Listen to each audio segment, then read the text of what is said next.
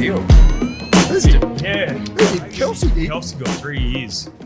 That must be a lot of incentives and 50 of the best. Yeah, you've got to I'm just thinking he's just his box office because it's the Taylor Swift effect, mate. Okay, by the way, this is the Levels Network. I'm Justin Horo, joined by the Trbojevic, What's Willie up? Mason, and the bro Lukey Stowe. Now, maybe cut out the first little bit about AJ well, we Barner. can make it No, work. but the Kelsey bit, let's continue to chat. Yeah, So was he this the new conversation Kelsey? started because myself and Lukey will be representing Levels on the field at 4 Pints tonight. Beautiful. And we will be meeting Super Bowl champion AJ Barner of the Seattle Seahawks and potentially Michael Dixon, the punter, Aussie punter, he's the best punter in the league. Like field possession. Nearly got players played, didn't he? When we were watching the Super Bowl, he's going to kick him his into victory. odds throughout the game to win the MVP it was basically Kenneth Walker who ended up getting it, become a very short price favourite. And I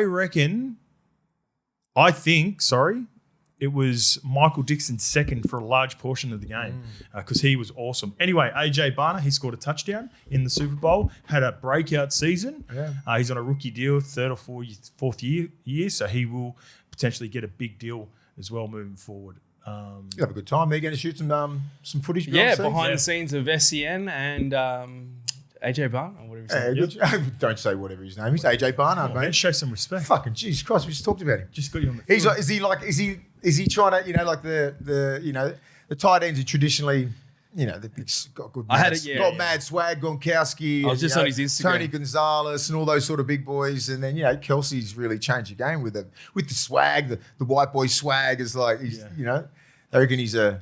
So I messaged Ches last night because I seen that he was in Roosters facilities. I said, "Did you catch up with AJ Barner? You got anything for me?" And he goes, "He's loving it Australia, and even more so, he's loving the tanned Aussie Shields." Of course he would. Go down to Bondi. I can't wait to meet him. It's going to be awesome. I think he's been floating. What if around he here wants to go? Let's hit the streets. Well, I'm having a beer Aussie? after the game as well. Our great mate, Let me know if you want to get. our great mate, is returning. Of course. What do you? Hit me up if you want to get into the Caterpillar Club in the city. Oh, Caterpillar Club. Oh, that's the George Street. It's The my new. boys fucking joint. Okay. Don't worry I've about heard it, of mate. that. Yeah. You'll be Mickey, waiting in the 200-meter line, Lukey. Ooh. No, I wouldn't. Lukey No, Live. no, you'll be with me. Lukey Live, IRL, in real life. No, it's a sick. It's probably the best joint in Sydney. Is My that mate Anton. So Anton's PK's little nephew. Yep. He's a fucking genius. He owns Hugh Bears and everything like that. Okay. Yeah. Yeah. Good See, operator. that's how far out of that scene I am. I've been out once in Sydney in the last couple of years. Yeah, but it's and the spot. Caterpillar Bar is the spot because Okay. it's locked in. They fence off a bit for me and everything. Go up the back. Yeah, It's just yeah. I've everything's seen it. It's got the private, mate. plates, and it's on the edge of Sweet. the plates. It says Caterpillar Club. It's the best joint. Mine gives me Sapphire vibes, Oh wow. but not as crazy. All right. Yeah. This is just me sitting in the back of a corner, but I can feel it. Yeah. all the records on the wall. Yeah, it's on pretty there. sick. It's pretty like cool old joint. wooden Cool texture. joint. It's down. Oh yes. Yeah, Okay. on Pitt Street. Okay. On Pitt Street, it's pretty sick. Yeah. So I've heard of it as well. Never- Anton's my boy. You go I there. know. You go there. The line is 150, 200 meters Yeah, up the right. road. Far out. You're not getting in Do you reckon players? unless you're with. You know what I mean? Do you reckon players go out these days anymore? Not much. Probably but not, if eh? you were, you go into that joint because he's anti-establishment and everything like that. Makes cool joints, don't give a fuck who you are. Yeah. Just like you roll in there. If you fuck up, you get kicked out. The big Usos are at the front door, man. Oh yeah. Shutters. Yeah. Shut Toggle. Terry Torres at the door. man, Just want to good job. remind everyone, if you just joined us for the first time, and you might be as well, because our clips on social have just been absolutely blowing up. So like and subscribe to this channel. It helps us grow. And make sure you follow us on Instagram and TikTok. Mace, Good, I guess my favourite part of the start of the season, we've been messaging each other all the time. We're always constantly trying to level up. Yeah, of course. And I love how, and then not to take a stab at anyone else with what they're doing. All we do is focus on what we do. But, the clips that go the best for us, which I'm the most proud of, is us talking footy. That's the Right? deal. We talk footy. We dissect the game. Your Penrith take was awesome. We don't clickbait. That's the thing. The WARS take, we're discussing can they win. Like having a proper conversation about how we see the game, how we see the teams. And It's legit, organic. Yes. Like there's no. That's what I love about it. That's why I get on the socials at Collab. I'm like, holy shit, that one took off. You know what I mean? I was surprised, and I was like, that was us just talking about Penrith and the way that I see it, right? And then the way that I see the Wars is just like, okay, well, they can win, because of the way they're playing footy at the moment. So this is all like obviously week to week to week we see usually about 3 or 4 weeks. We always say that you sort of get a gauge about what teams are. How they're going, and then Magic Round's a real indicator where other teams are. For sure. So people are excited about the footy this year, right? The game, and it's a reflection of the game, honestly. Like the game is getting better and better every year. Yeah, you get complaints about changing of the rules, and people get a little bit frustrated with inconsistencies at time in the game. Stuff like that happens every year, and you always get complaints. But for the most part, the players are playing at such a fucking high level now, and there's appreciation from that.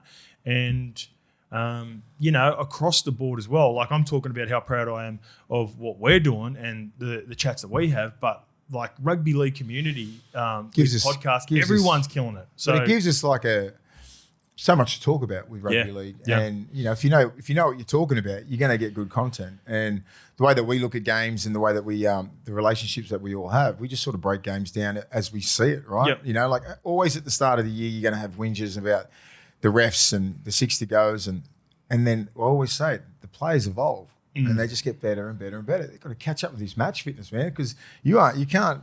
There's no substitute for game day experience. You can fucking do all the training you want when they go at it at 100%. You're not going at 100%. You're about 80, sitting at 80. You're just trying to get through these injuries and you're worried about that sort of shit.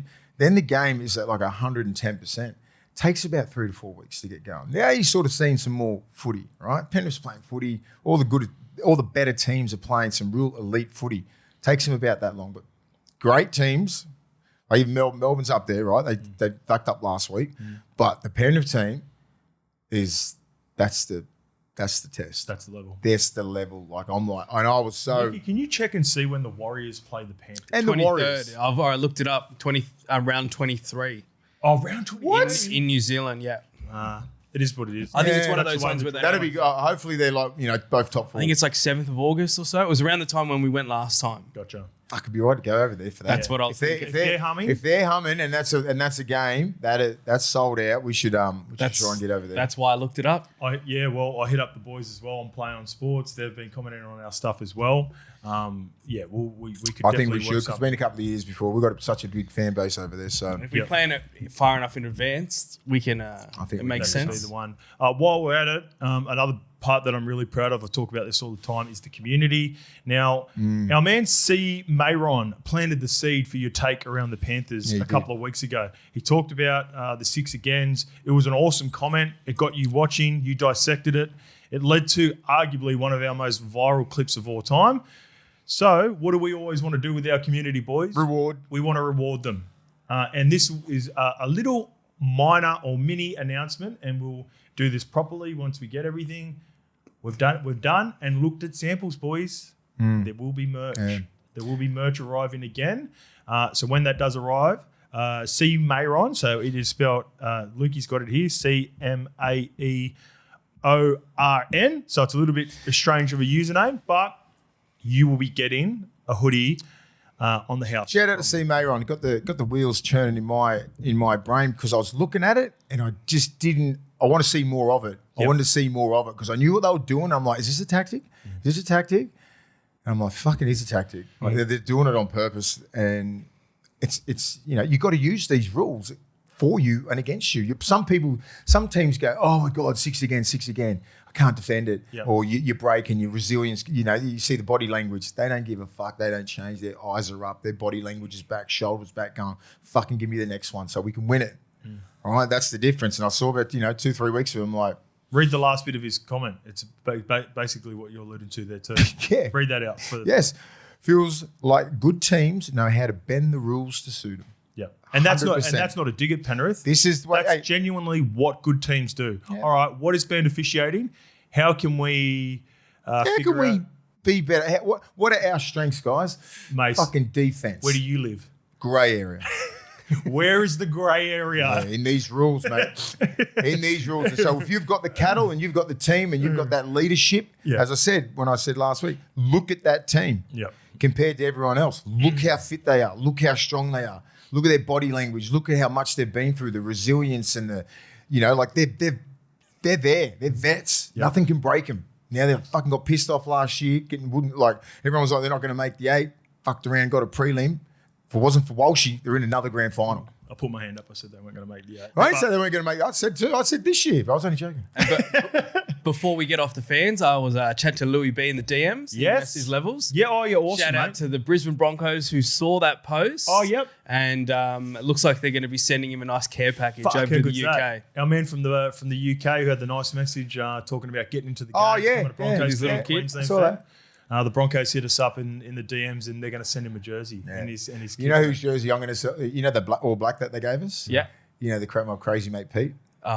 He's got it? But he's a mental Broncos fan. Broncos fan. And I said, I got that jersey because he couldn't get it, right? It was all sold out. I said, I got it at home. I said, I'm going to burn it.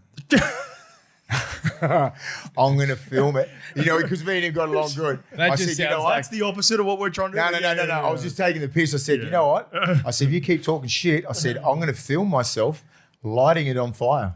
Yeah. And then send it to you. And I said, we'll catch up with him on Magic Round. Yeah, I'm getting I was going to send it to him, but then I went through, I was asking Claire Bear, where's that jersey? And it's in the garage, and there's so much shit in there. Yeah, all jerseys. I said, we'll find it before Magic Round. That's the last thing the Broncos need at the moment, mate. They're under the pump. Yeah. We're going to get to that a little bit later on. They're good. There's a little reunion in the group chat for the Ashes Tour Magic Round reunion. Oh, is there? Been chatting to Ryan. They'll be all going. Yeah. Chatting to a few of the boys. Most of them will be up Magic there. Round? Up at Magic Round. They'll be all Ashes coming. Tour reunion. Yeah. They got no accommodation, but. I said, don't you dare to even talk to me. I'll be ignoring you the whole time.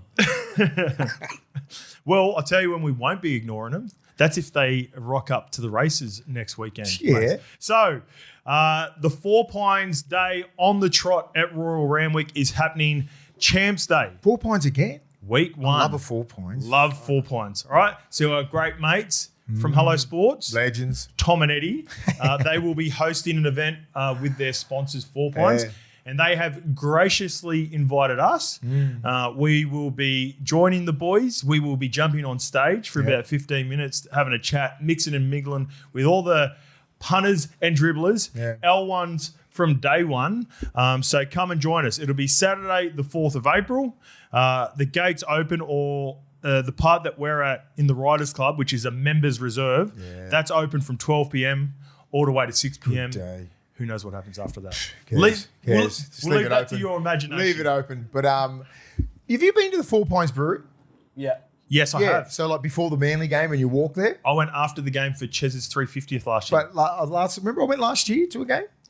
Yes, you did. I remember. Where did you run? I was with Clado and stuff like that. Yeah. So I went to the 4 Pines. I met the owners of the 4 Pines. Yep. I've had a beer in that with them. Then we did the walk to the to the Manly ground. Yeah, I was with all the Manly like you did the Eels walk. Yeah. I was with the Manly fans, and just did that, and then just rolled up into the suite. So it was good. And then we went back after. That's why it's awesome. That's why 4 Pines Stadium gets packed. Yeah, because there's a couple thousand down there. Yeah, smashing the 4 Pines, and they walk up and they go back. Everyone's on the hill. Just mate.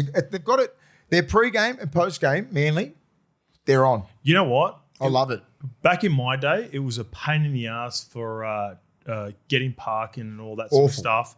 And it was, what's the word for it? Because they didn't have anything surrounding it. And then I think maybe around 2020, it all blew up. And it's become a hub now where people get public transport or they can park maybe a couple of kilometres away, have the walk-in like you do, stop at the 4 Pines They stop at a few pubs. Yep. Like there's like a fucking little pub crawl going on. Yeah. So I was like, because I got invited by those guys, I was like, how good's this? You sit there, there's fucking heaps of people, and then they all walk down there. They got their signs and they're cheering Manly. It's a good vibe. Yeah. Like that's why I see a lot of people want to go to the games now. Yeah. Because it's an event. It's an event. That's why I wanted to go the Sunday. I did the Sunday a few weeks ago. It was like 29 degrees. I'm like, Jacko invited me. I was like, yeah, you know what? I'm getting 4 Pines on a Sunday. No. You can't gotta beat go. it. You cannot beat that. And the Japanese lager, just to give that a plug, pounding a few of those at the game. I mean, I was having a great beer beer. with Gifty and a few of the boys were there. awesome. It was awesome. So I'm seeing Gifty for a little bit. We're just fucking talking a bit of shit, and a few ex-players were there. So really, that's what you want. It's the connection with the ex-players. Yep. Just that era, like the successful era, that are there mingling with all the fans, and then they all walk down and they got it good. Because even when I was there for that 1 year, what do you do after that? Go to the league club? There's fucking no one there. Yeah, and it was hard to get in. Yeah, we used to quickly get home and then either head to the hardboard There hill. was nothing really going on, was there? The Diggers. Diggers wasn't even the Diggers back then. Oh, really? Nah, the Diggers was open, but it was nowhere near the level that it is now. So we used to go straight down to Wharfie. Yeah. But now it's just straight to And then straight back to red leather. Yeah. Hey, Good by the way, so to get tickets to come and join us at the Four Pines Day on the Trot at Royal Randwick Championship, Day 1, Saturday the 4th of April. Go into our bio. Lukey will put it in the bio. It'll be myself, Mace. Lukey will be BTS. Can't wait to have a good day with Hello Sports and Four Pines. Good people. Tom and Eddie. Love yous. All right, let's get to a nomination. This is a nomination for Golf Day. I love this one. This is from Binny Bruz. Now, everyone was all fired up about the Gordy and stuff. That's enough. I've had enough of the Gordy chat. Leave me alone. We've had our take on it. Everyone's had their take on it in the comments. I think we're now past that, but I love this one. Hey, boys, L1, C4, 5, cracked vertebrae. My back is broke. It's fine. You got me already. In regards to the Broncos and Gordy fiasco, who the fuck wants a Lupe. conference room named after them anyway? Losers have meetings, winners have parties. Yes. Anyone with a Broncos themed home bar should have a plaque named in the raging. No, sorry, should have a plaque named in his honor. The Raging Bull Boardroom. Fuck, that sounds good. In honor of the OG. Mate. I love that. I love that. I love that. There's so much. Everyone's all fired up, but we like to have a little. Like I said at the top, we like to have a little bit of fun. Yeah. Binny Bruz, Well done. nomination for Golf Day, mate. Great Nice. comment. We love that. That's what we're Just about. the here. start got me as well. Yeah, so good. The Wires fans, let us know about my team. For the most part, positive. A couple of changes that a lot of Warriors fans would like to see, you weren't far and off. also a number of Wires fans identifying and correctly saying that you called it after only 1 week. Tanner Boyd 7, Luke Metcalf is in the team this week 6. Yeah. Great take on that, Mace. But here is this one from Samuel St. George, and he was one of the first, but there was a number of people. I rate Scopes Wires 19, but Ali needs to show more defensively. Otherwise, Lautea? I would move, Ali Lautea. I would move Chance to centres, but on the right side. And it felt like 80% of the Warriors fans, even more, are higher on Adam Pompey than I am. So I like Adam Pompey. I think he's a good first grader. Good. A fit Pompey. Sometimes he comes back a little bit. I think Ali Lautea's got a huge future. I like his ceiling better. Now, I can understand people wanting to go with Adam Pompey because he's proven and tested. I don't think he's proven and tested. He's 110 games now is the point. Is he? Yeah, 100. He played 100 games last year. Yeah.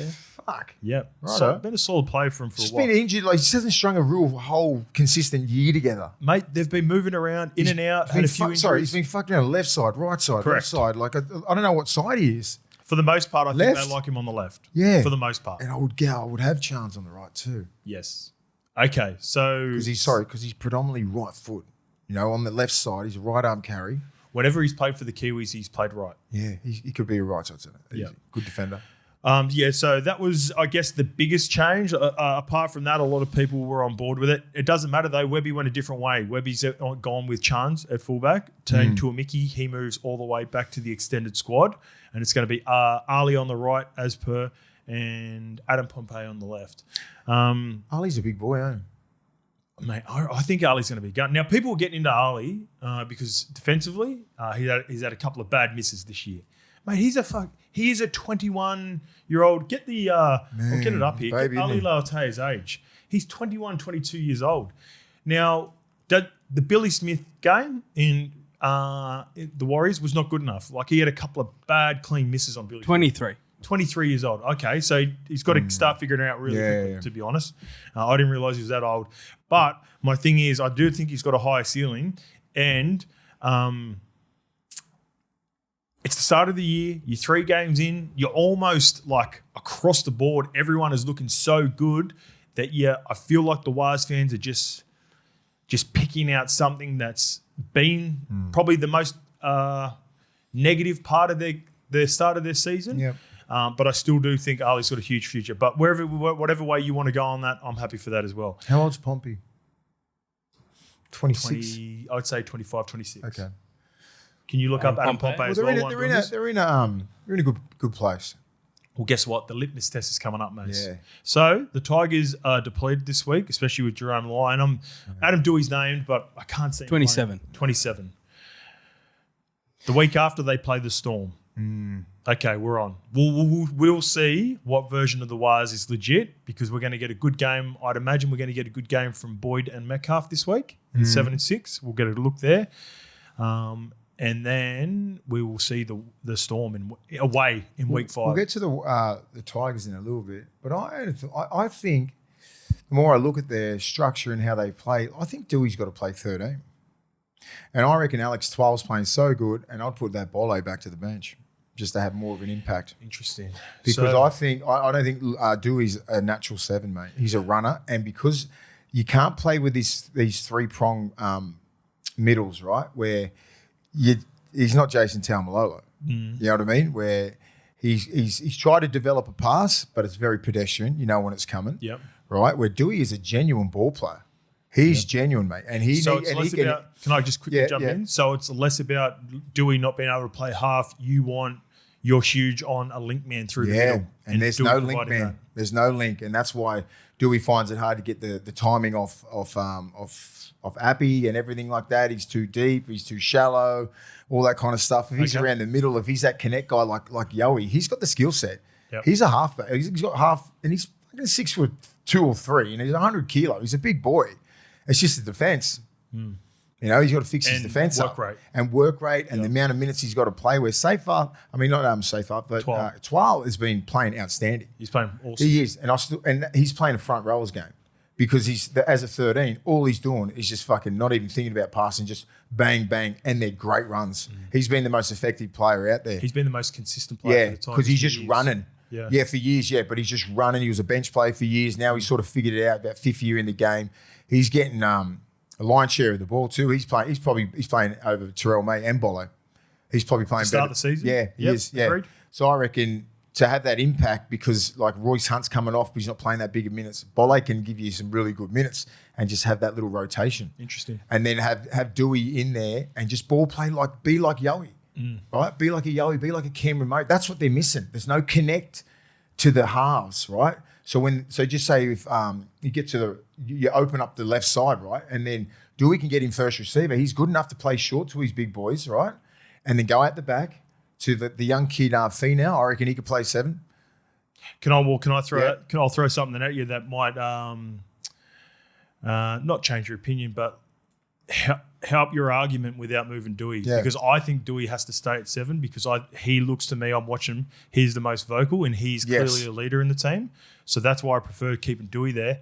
And Latu Fainu has not played this year. Okay. And he could be, you start with the big boys through the middle.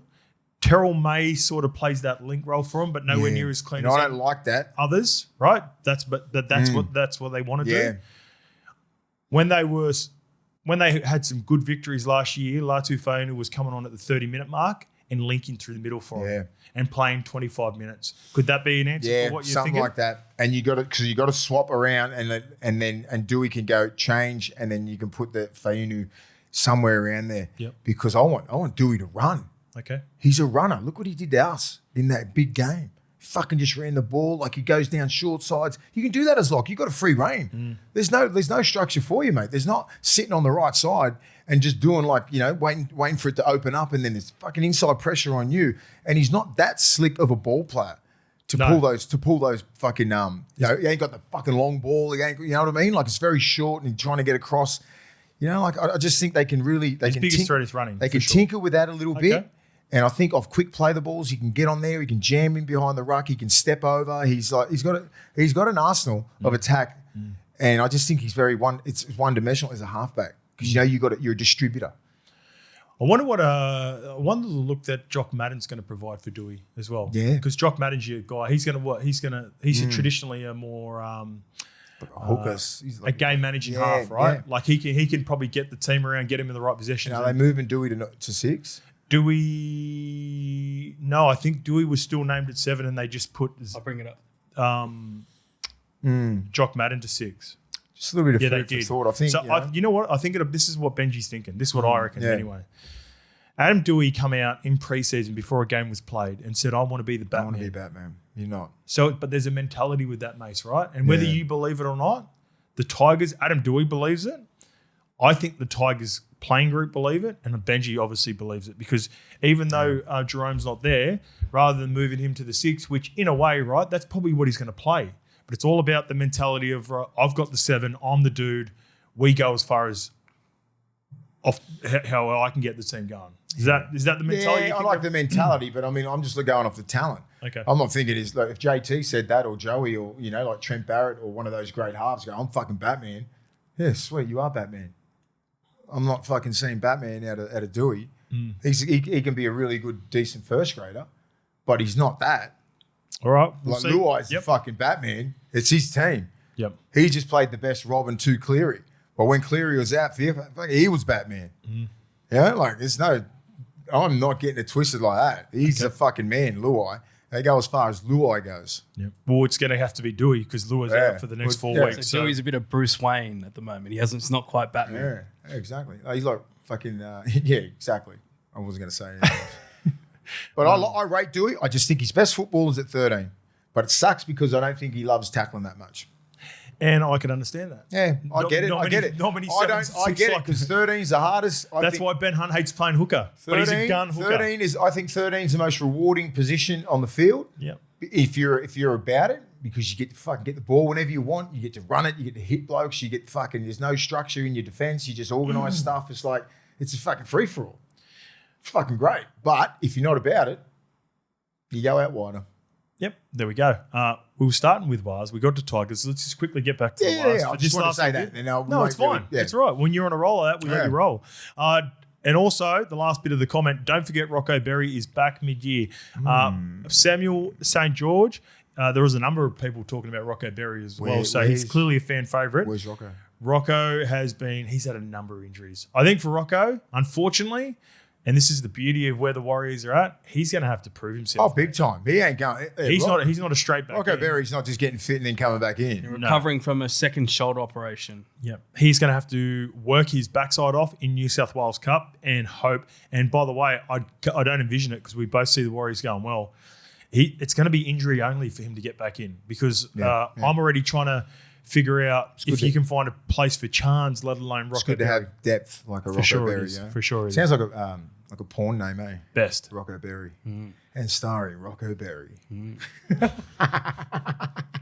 I wanted to add more. All right, this one comes from Tyron Watkinson. Alan, since last year, I've got a quick, sharp question. Would any of you boys have gone to the Wars if you'd offered a contract? Considering having to move to the different country and all of that, love your work.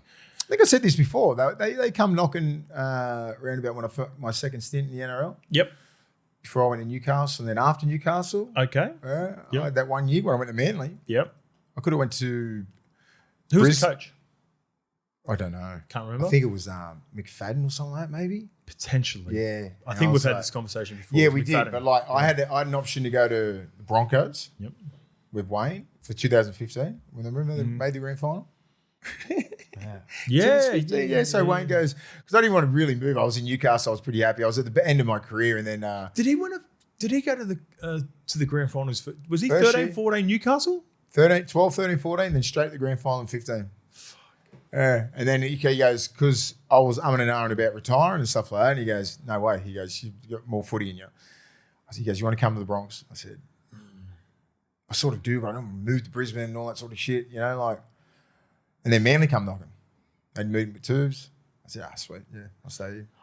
Good gang. Yeah, I mean, I said I've got probably 1 or 2 years left max. I mean, like it was sort of coming to the end.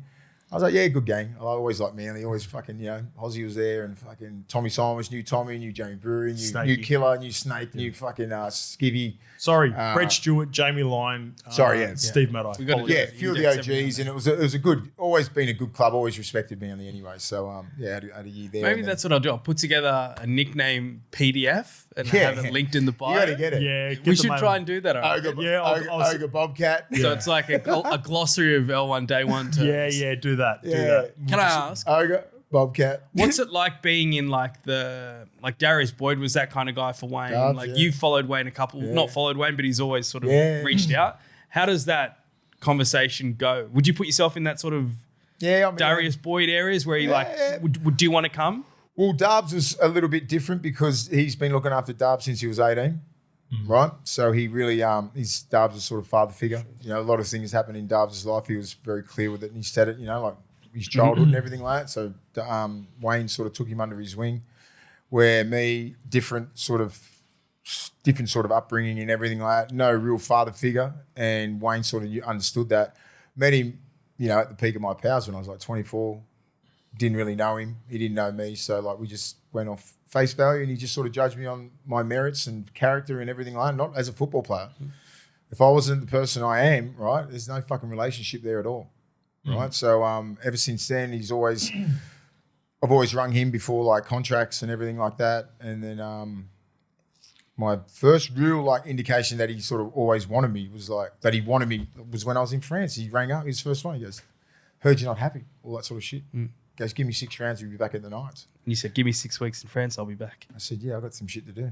No, so he knew, but like he just didn't want to put me straight in round one because he goes, we've got a decent team here. He goes, but that's what he said. He goes, we need a bit of swag. This is from the OG. He goes, we need a bit of. He goes, we've got a real quiet bunch of blokes, Snowy and all that. They're real quiet. He goes, we need some swag. We need some confidence. He goes, get there. He goes, give me 6 games. And then I'll filter out, because remember how many people he fucked off after 2012. And then I just come in round 7 straight away. So from then on, and I had some really good years at Newcastle. And then he left. And the only reason why I went to Newcastle was because of Wayne. So once he left, I was like, I'm fucking going too. And I was sort of in dire straits because they're going, what am I going to do? Like, fucking, I'm going to go.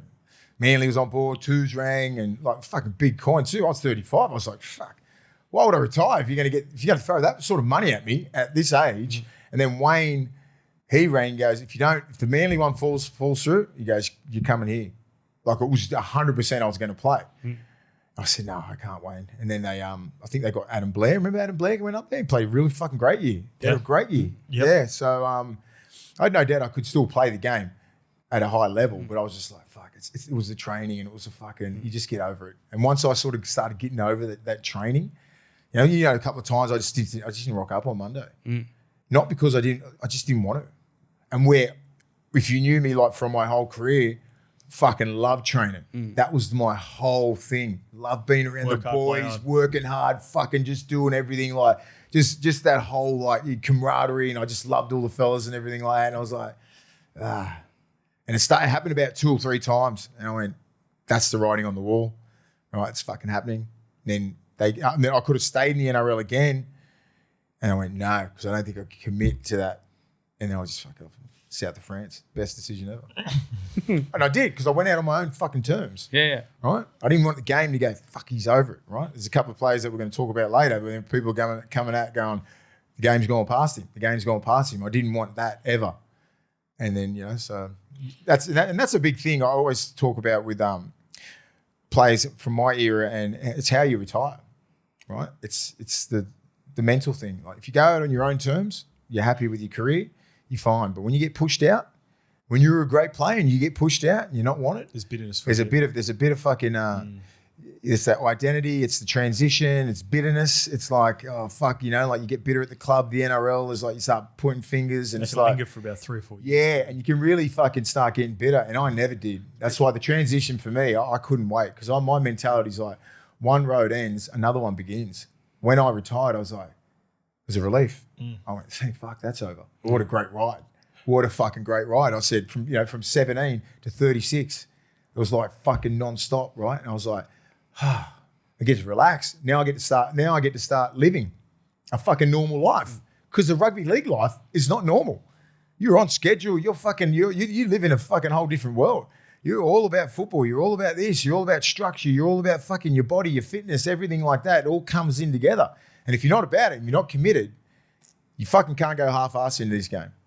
You know, so when I retired, I was like, thank God. You see that a lot of like UFC and boxing, they sort of just cling on a little bit too long. And and I didn't want to do that. I didn't want to do that. And the best thing that happened to me was I played 11, 12 years straight and then fucked off to France the first time. That was 18 months of not tackling anyone or anything. So I was like, okay. So when Wayne rang, I was like, yeah, I think I might be ready to come back. I was 32. But at that age, 32 was pretty old, like back then. Like, because in my head, during the 2000s, 30 was old. So I always had that in my head, 30, I'm going to end it. I'm going to go overseas. And then I was like, okay, maybe I can still play. Yeah. And then I went back and played another 5 years. But if I didn't have the break, there's no fucking way I would have played to 36. So the question started with the Wars. Did you ever consider them? I did. Okay. I did consider the Wars. Yeah. But I just like, it was at the back end of the career as well when I'm like, do I want to go there? And like, judging by what you said, was it Manly 1, Broncos 2? Yeah. And then everyone else distant third? And the Wars were there. And this at this stage, the Wars were fucking awful. Who was that, Ivan, coaching back then? I'm not sure. I think it was Andrew McFadden. I think it was McFadden. 2005, 2015 season. Yeah, and I just thought, I don't want to go to a club and... I feel like Ivan Cleary moved on not long after the grand final. So McFadden, like 14 to 16. Yeah. So Cappy and was... you would have had Webby as your assistant. Yeah, so Cappy was... Andrew Webster. His name's Cap.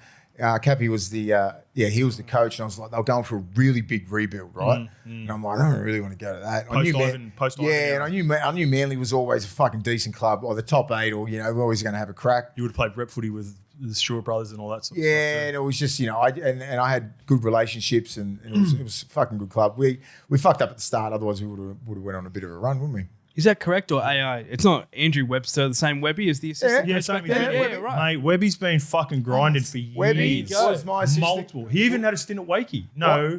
What? Hey, no. He was the assistant coach. No. Hull KR when I was there. Hull KR. Assistant coach. I lived with Webby for a month. That's what I remember when we went to New Zealand. It was like a bonding moment. Yeah, fucking oath. He brought me in for the first couple for about 3 weeks, and then I got my own joint. So that's why I got a fucking great relationship with Webby, because he's been hustling and he's been a student of the game, and this is fucking 2011. Yeah. And now look at him. Wise fans, by the way, if you get a chance, me and Fletch interviewed Jackson Ford yesterday. What was it like? He's a gun, mate. Gun human? And gun, just a legend. Yeah. Soul of the earth, Gerringong boy. Knew it. South Coast. Love him more. You can't help but root for a guy like that. And the way he talked about Webby when he arrived and why Webby continues to bring out the best, go and have a listen to it. It's on the YouTube. Go listen. Go have a and you understand why Webby is getting the results that he's getting. Mate, it's 5 or 6 minutes in. Webby, Fletch asked him about, it's not great if you're a Dragons fan, to be totally clear about the way that they viewed him, the way they didn't develop players. But if you're a Warriors fan, this is why I've been telling you for fucking 3 years. I've got a massive coach crush on your coach, Webby, and that's why you, honestly, where you are right now. What about the top 10-year contract? Top 3 teams are like all from that Penrith tree. Yeah. No secret. Defence. We talked about your transition from playing days. Let's talk about transition from a comment that we got on Monday that someone has added something on for us for this show, and it's a comp around Renault and Uppy, and I love it. Hey guys, been a listener for 3 years now, ever since Mace wore that Paddy Carrigan Maroons jersey. I think that was longer ago. That was first season. That was YKTR days. Yeah. No, oh yes, it was. It was. Yeah. It was because you were coming in doing Origin, and you come in. I wore it up to Queensland. Yeah, when I went on the. You did too. When I went on the. No, that wasn't the Paddy Carrigan. No, it wasn't. It was just it wasn't Carrigan. It was it was. But with the big Dre, the Drizzler. Yeah. Because you go road trip. You come in. I remember one of your first viral moments was we were doing the show for YKTR, and you come in. Remember I don't know if you remember this, Lukey, but Jacko was actually doing the producer stuff for us at the YKTR. I was just on cameras. Yes, you were doing the cameras, and you go, I'm not sure if Paddy Carrigan's an Origin player. Yeah. And remember that one hit, and I went, whoa, that's gonna it's gonna go wild. This is when Paddy Carrigan wasn't Paddy Carrigan. Correct. And then he has the monster. You said he wasn't going to run 100 meters, and he ran like 130 off the bench. And then you had to wear the jersey. That's right. Off the bench. That's right. He came in off the bench. He won't get 100 meters in Origin. He's not an Origin. Yeah. And I love Paddy Carrigan. And I think you got man of the match or something like You that. got man of the match. No, he just ran 130 meters he off the fucking bench. just played outstanding. He won a Wally Lewis medal. Yeah, I think it might have been that year. The year after or something like that, he won that. Go check. About 2018, I think he got that. Because I think he got it in 2019 or so 20 was Munster year. 22, he won the All 22. 22. Okay. I think that was, yeah. but the only time we had a specific Paddy Carrigan one was here. I think we just had a general Queensland one. Gotcha. There, potentially. Gotcha. Yeah. All right. Anyway, this is the comp. I'm a Broncos fan and I love Reno, but I wanted to raise a point. Do you see the similarities to Penrith having Appy early on in the career for Cleary and Luai? Because they needed someone to give them more attack and opportunities with experience. But once both halves were ready to go, basically, I missed that part of it, the Panthers let Uppy walk and got a meat and potatoes hooker like Mitch Kenny to just get tackle and pass the ball to Cleary when he wanted it. I don't think Reynolds is regressing at all. I just think Walsh has turned into a true superstar and it's his time now. Fuck, I love everything about that. It's fucking good. It's pretty good. He's right, because you said that with Appy.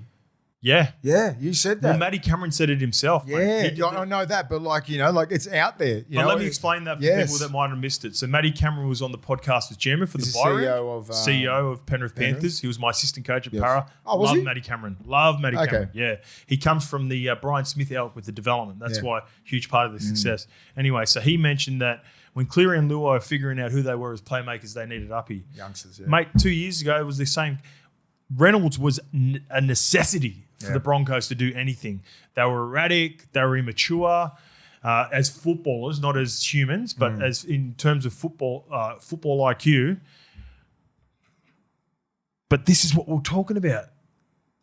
I think Walshy is at that fucking point in his career now where he wants the keys. He wants to be the dude.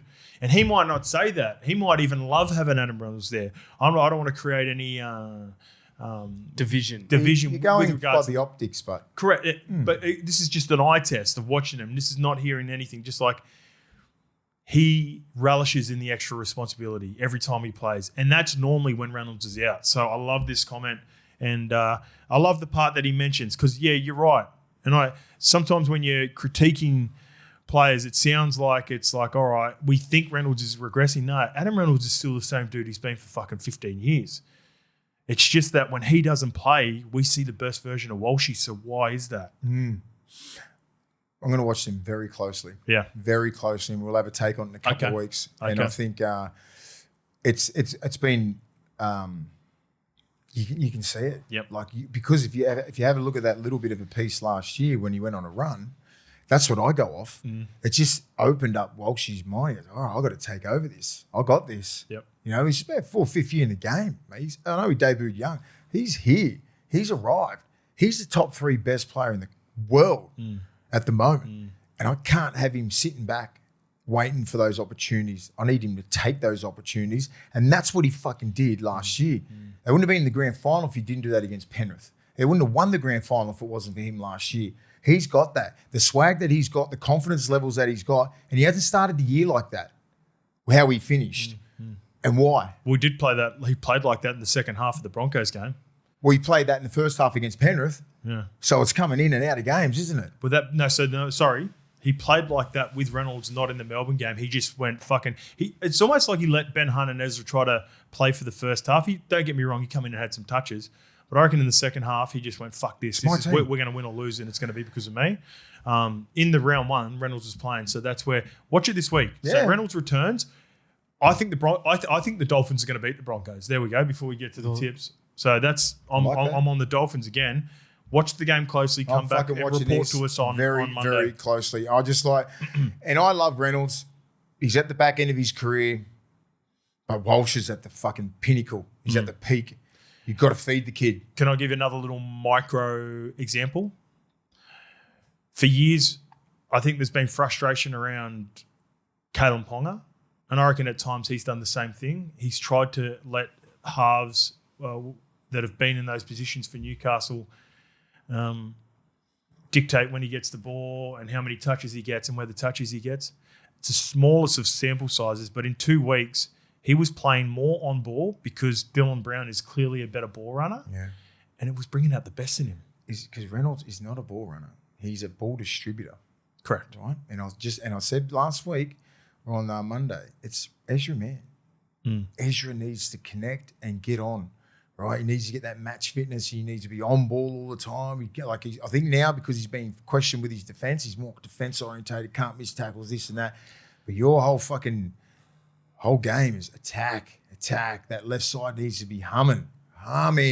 Now you got Piakura there. Yep. You got everybody back. I don't think there's any real excuses now. I think Piakura might take a couple of games to get right back. But last week he played good enough to fucking offload, runs real direct. He's a direct runner. He don't fuck around, right? Yep. You hit him, you're gonna get some contact. Then you're gonna have Walshy getting back around that, and then and then whatever happens off that last shift, then I think Walshy can get involved again.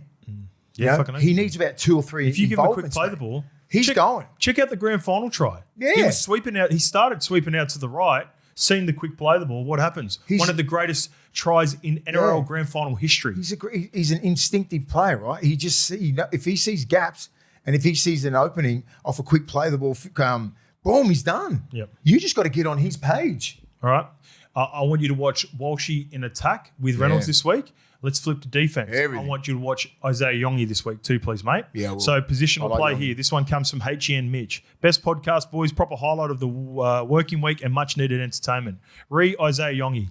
I am a tragic Eels fan, but can't help notice he seems to be out of position on 4th and 5th tackle when we're defending our line. The last 2 weeks, we have had multiple tries scored against us off kicks when Isaiah has found himself on the wrong side of the ruck or too shallow to get back and defend the in-goal area. Don't get me wrong, he's great in attack and seems to position himself well to collect the long kicks, but I think it's a bit early in his career to be touting him as a Queensland rep.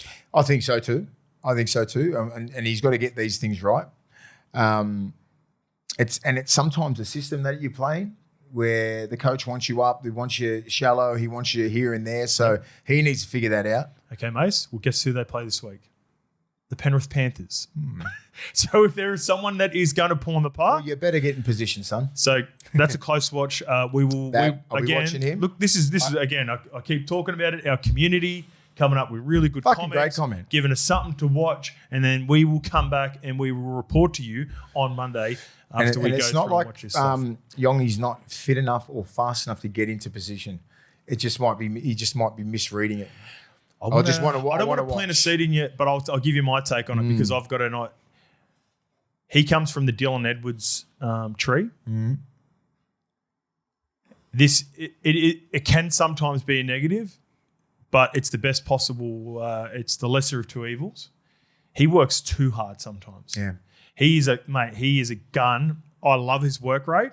I've seen him be on the other side of the ruck and take off way too early, trying to stop a kick on the other side. Now, fullback, by the way, fullback positionally now is easily night and day the hardest place to defend in the competition. You've got to be able to defend in the front line. You've got to organise the numbers. You've got to watch kicks. You've got to talk to your wingers. Second, we talk about it all the time, 3 and 4 men. But fullback positionally, and because a lot of them now are small, you're just getting front rowers sent at you too if you're an A defender. So that part's problematic as well. But watch out. We'll just watch how hard he works for this game on Saturday. And I guarantee Nathan and Ivan have seen it. Yeah. And if he goes too early from the blind side of the ruck, there's going to be a fake kick drop sort of play, something with Mitch Kenny, something going back against where IONGI is trying to work to. And a lot of defenses have just say in the middle from 20 to 20 or 30 to 30, the fullback's in the line. So it fucks up the numbers, right? It's like you're like a they call it ghosting, right? So you're a ghost A. You're not a real A.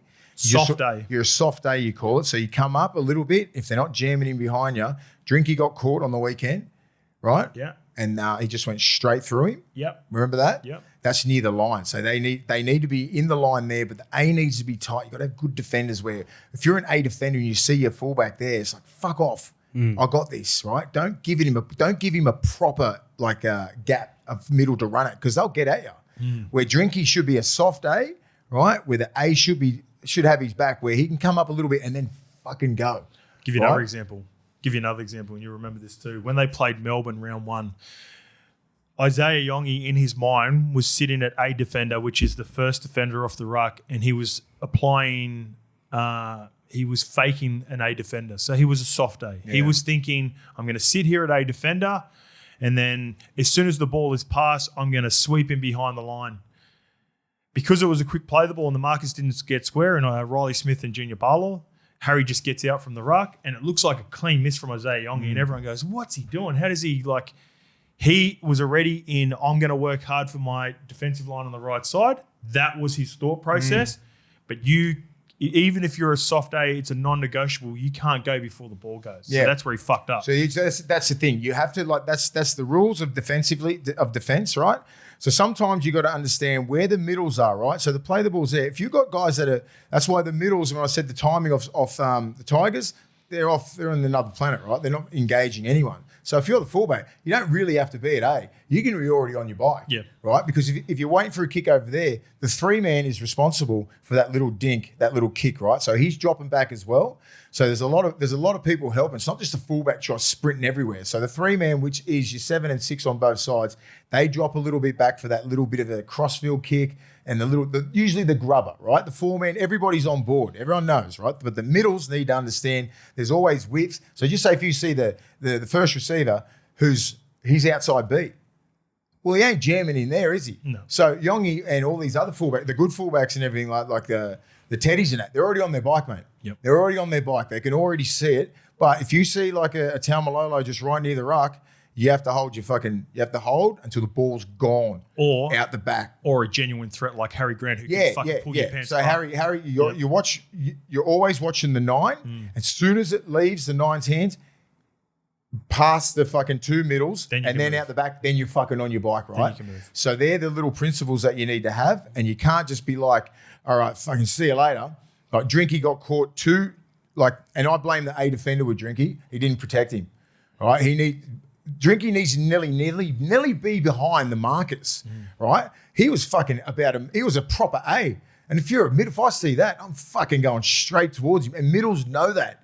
We're looking at that shit. I'm looking at that. That's the Curtis Moran try. Yeah, I'm looking at that going, where's the fullback? Oh my God, he's right there. Fucking short ball, get the markers out, whatever their call super is. Super, whatever it is, just bang, inside shoulders because he's engaged out the left. Marker's gone that way so that he's engaged that marker one-on-one versus you. And that's what happens usually against you. What do you I love when he's explaining and he looks in at you and he's explaining to you like he's explaining to our listeners. I know. Yeah. That's when the listeners like, what's he on the camera? I'm like, because I'm. Yeah, it's like I'm absorbing. You're the A defender. You're the A defender. So I'm just fucking running here, and so that's the hard thing about like the fullback. So Yongi might be thinking, that's where he's got to have ruck recognition. You got to understand. You got to go, who's there? Is it Taumalolo? Is it a young kid? Is he wider than the A's? Everything like that, and then you can fuck off quick. But if it's not, hold your pine. Can I ask, there was a time when you and I were with some players and we were watching a bit of shape, watching some highlights on some situations with some, I won't say the players, but one of the players was like, I've got this read from this fullback. So I was waiting for him to do this and then I made the play and they ended up scoring. They were talking about he was watching the fullback and he had certain cue that he was looking for that they would run shape and then he went the other way and sort of they ended up scoring. Yeah. Harry Grant with Teddy. Remember that? Because you knew if he faked that way, Teddy's already on his bike. Exactly. Come back the other way, little kick. Yeah. So that's the levels of IQ with all this sort of stuff. Exactly. And it's hard to get that because Teddy's one of the best. And then you're the fullback too going, he might, this is how he knows that. And then you're in so many minds. And then you've got to rely on your 3-man and your 4-man to get back for that kick. But is that the right example? What I was sort of bringing up? What they're sort of talking about? Mate, it's a constant battle with the fullbacks. Yeah, man. It's a fucking game of chess, mate. I guarantee you now. So what we'll do is we'll talk about this and what we're going to do is we're going to clip it up because I am looking into the future with this. Nathan is going to come up with something kicking-wise on the line where it's going to just bamboozle. Like it'll be potentially maybe a kick that we haven't knows seen. Yongi too, though. Like they've got exactly right. Yeah. I'm not sure. Because Yongi's principles will be heavily ingrained from Dylan Edwards. So whatever Dill does, they'll know that Isaiah Yongi will take a lot from that. Now he's at Parramatta, so there'll be a slight tweak on the systems, but that doesn't even matter with Nath because he does so much video, and he does that much prep. Like, do you think? And I said this as well on review, mate. They don't run on the last like they did against the Roosters for no reason. That was pre-planned. They were always going to do that because they've seen that Toops probably drops a little bit too deep early on kicks. So it was always a run option. Worst case scenario, chuck a kick in and get a nice yardage kick. Now, it ended up leading to 2 tries, but the principles and also identified in video, that's what they do second to none, better than anyone. Their prep is... I'd love to sit in one of those sessions. Just that'd be... When you see all of them? Not all of them. No. There's only like 4 or 5 good ones. I'd love to watch just like Nathan or Mitchie or even like, the spine. The spine, just go, like looking for those cues. And then like that story where they had a play, Nath told it on the potty with, was it Hello Sport? They were talking about the shape. Yes. And when they got Addo Carr, I think it was against the Storm, but they had that trick play in the book for like 3 months. They sent Appy in at hooker. No, Appy got tackled. So then Nath goes into hooker. Yep. So they're thinking, it's going to be a pass. But Nath kicks to the corner and over the top Addo Carr. But they had it in the bank for 3 months. Yeah. See, there's levels of stuff. And Penrith, as I said, that's it. Penrith's here. And everybody's here. All right, Papa Macros, they are a healthy, fresh meal prep that have been rolling with us from the back of last year, all year this year. Mace. Mine's a doozy this week. Yep. I don't know what it is. Fucking you know unreal. what it is? It's me. It's you. It's my order. So Mace is just leaving the order into me. Even Claire just goes, what is all this? I said, not yours. So if you haven't, this week, a couple of new ones I've put in because I have been mixing and matching now for, 6 months. So whatever I got. This is the Michael. You're going to love this one. The Macro Mac Burger. I'm putting that in. And a little bit of a cheat day as well. Sometimes if I am feeling a little bit, what's the word? Promiscuous. Good word. Nice. I like it. I put 2 meals together. So I've done that. I have my steak. So I like having the steak with the pumpkin mushroom ravioli as well. Little pasta steak. I'm craving it. I haven't even cracked mine this week because I've been on the Campbells to try to revive you've been a bit crook. The old voice. So I've been staring at them, just wishing I could have my little noodles and beef. That's all right. If you want to put your order in this week, go on to papamacros.com.au. It is order day today as per. So tonight will be when they close the orders for Sunday delivery. Put in the code Levels30 if you haven't bought a box before. That'll get you $30 off the first box, and Levels10 for 10% off all future orders.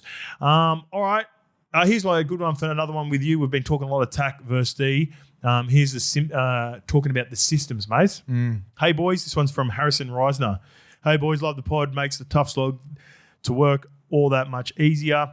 Question on playing styles and systems that coaches have. With constant battles between opposing defence and attacking system, do coaches implement differences and changes into defence and attack throughout the season to keep themselves unpredictable and harder to game plan against? Or do the best coaches just back their systems they start with and expect them to hold up throughout the whole season? I think it goes game to game, but you usually just do stick with your defensive principles and systems like that. Yep. Week in, week out, and the good teams, they don't miss assignments. They're all in, and in attack, because defensive systems are so good, right? There's a difference between obviously a Penrith and Melbourne and all that kind of stuff, and then the lower teams because they've got better players and they work hard and they've been together for 5 years, right? Yep. But with attack, you sort of look at cues where it's usually at the 3 and 4 man, right? So if you've got a young sort of rookie, sort of 7 and a younger back row, like just say like with Adama Howe from Gold Coast, Yep. And then they're like he's new to the game, right? So you'd be trying to get at him. He's good. He's going to be a good player, but at the moment, like you'd be trying to put a lot of traffic him and who's his little half. It was like Jaden Campbell. But his defense has picked up a heap. Got so much better. Yeah, gotten so much better. But you try and spot up. Little it's usually the 3 man, right? So good teams always get at that because the middles are pretty good, right? I like what the Warriors do sometimes now. Look, they look like they're playing through the middle because I see a lot of holes right in the middle where I think a lot of teams are scared to like pull the trigger, where like see Mitch Barnett going to Jackson Ford. Yep. It's always around the 3-man, 3 and 4-man, because the 4-man's connected to his side. So understand how defensive system works. There's 4 in the middle, it's 4 on the left, it's 4 on the right. They're all in different teams, right? So the middle 4, left 4, right 4. So you try and get in between, try and get a lazy middle, right? Who's usually 3-man in between the 4-man, who's worried about the person out the back. It's all about diversion and just hitting the right lines, right? And it's execution. The best teams execute at a high level where they run the proper decoys. Penrith, best at it. Melbourne, the best at it. When you see lower teams like St. George, like did you ever see a block play? Everyone's like not on different pages, right? Titans, different pages. The lowest teams, they're always on different pages. The best teams always run the best decoys because they're always expecting the ball. I feel like a lot of back rows are getting through. Like with the good because teams. they're on that because they're attacking edges, right? Because like your middles are getting fatigued, right? Your middles are getting really fatigued, and then they can't cover that space. They can't cover the space, So like a lot of good teams are exploiting that. Drinky said it perfectly after the game on Sunday night. He got interviewed by Matty after they beat the Titans, and he said where they caught themselves in trouble to start the season, they're constantly setting up for their shape. And he goes, the game's changed with the 6 agains now. You just blast through with your shape, and as soon as you identify a quick play the ball, you got to play behind the ruck. And that's what he did with his stride. That's how Curtis Moran scored against him. On the flip side of things, you have principles and you have shape that you rely on and you practice all the time to set up looks, and you might just tweak it ever so often. Every now and again, it might be hit the lead runner one time, hit the sweep run, just the most basic shape, right? You could have 3 options off it, 4 sometimes. So you can just say if it's a traditional block, you can obviously hit the lead runner. So there might be a number of setup plays to attack a certain 3-man. Hit the front runner. Oh, okay, we've got a centre that wedges all the time. All right, in the plan for that particular week, it might be a tunnel ball all the way out to the centre.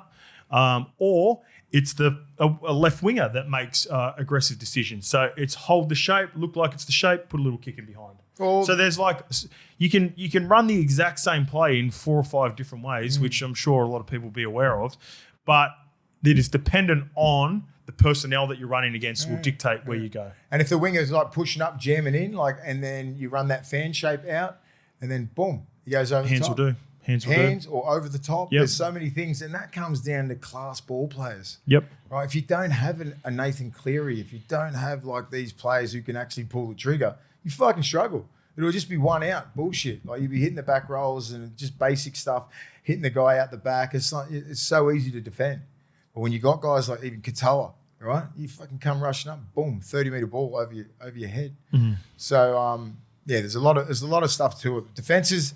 It's games of chess when you play against good teams, like Penrith versus, like Melbourne, all these sort of teams. They've sort of got the same moves, and it's whoever can execute.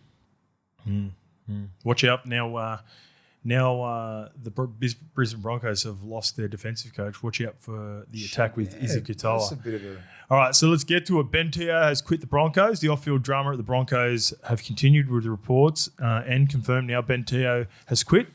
He had a verbal altercation with coach Madge Maguire before the game against the Storm last week. According to Coach Sports, Maguire and Teo clashed over team tactics in the lead-up. A Broncos spokesperson confirmed the meeting between Maguire, Teo and Thompson to the publication.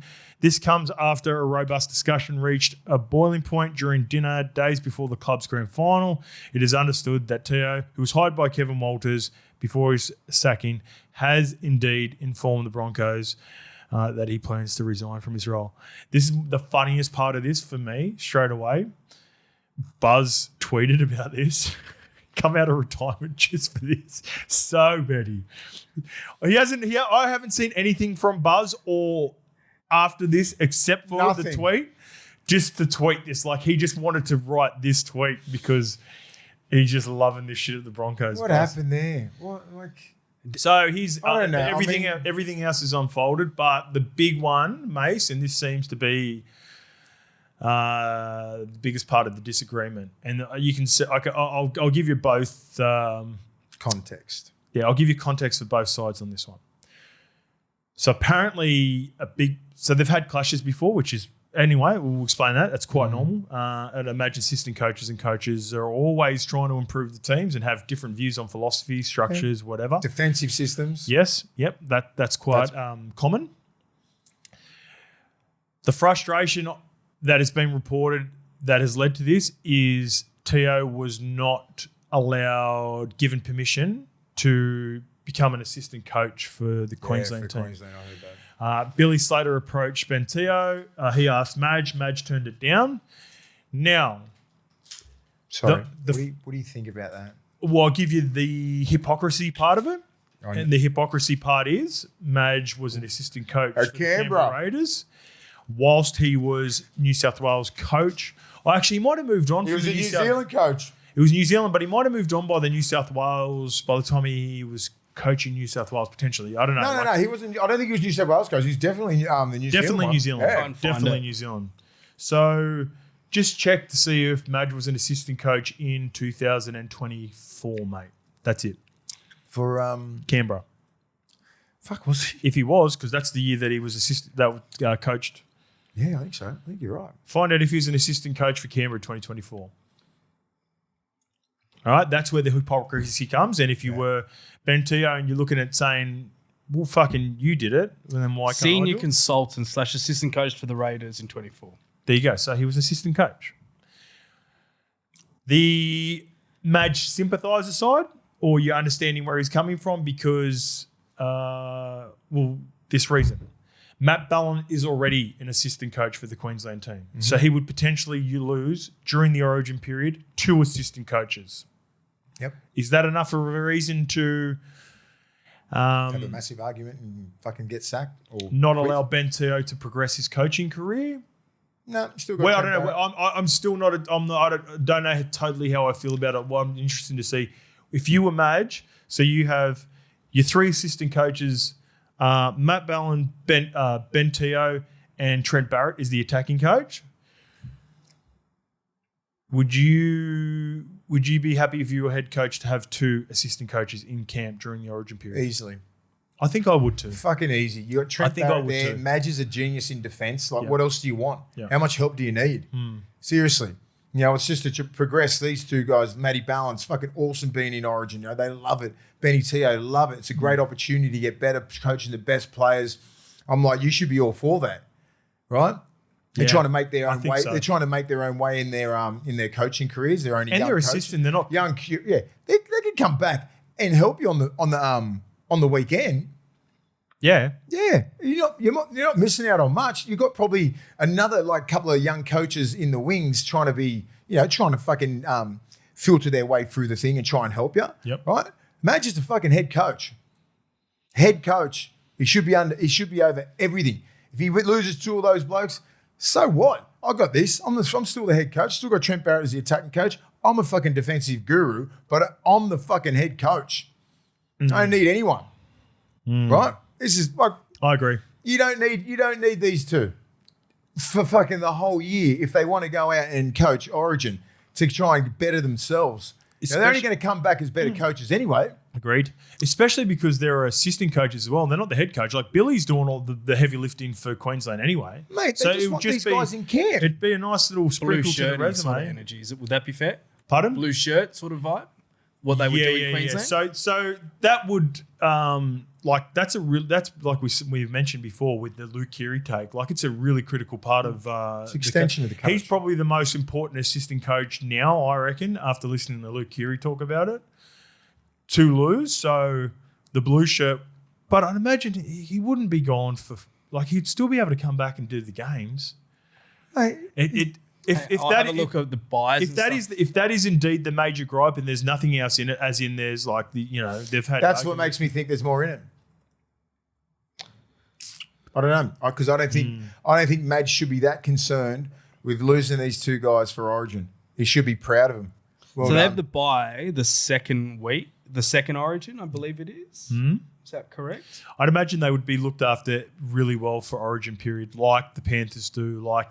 So they have all the teams that have a lot of Origin players. They normally look after them with the bye before. They have the bye before both 1 and 2. Is that correct? Yep, that would be correct. And after. They've got a round 19 bye. There you go. That's what they normally do. Because Broncos are going to have 5 Origin players. Penrith would be similar. They would have something in there because they're most likely going to have 5 Origin players. They try to look after the Origin teams. Okay, it might be in different ways. It might be after the Origin or before the Origin, but it's not. Let's take the Origin element out of there. That can't be it. It can't be it. I think it's the main reason, but you're right. That's the main reason. That is very petty.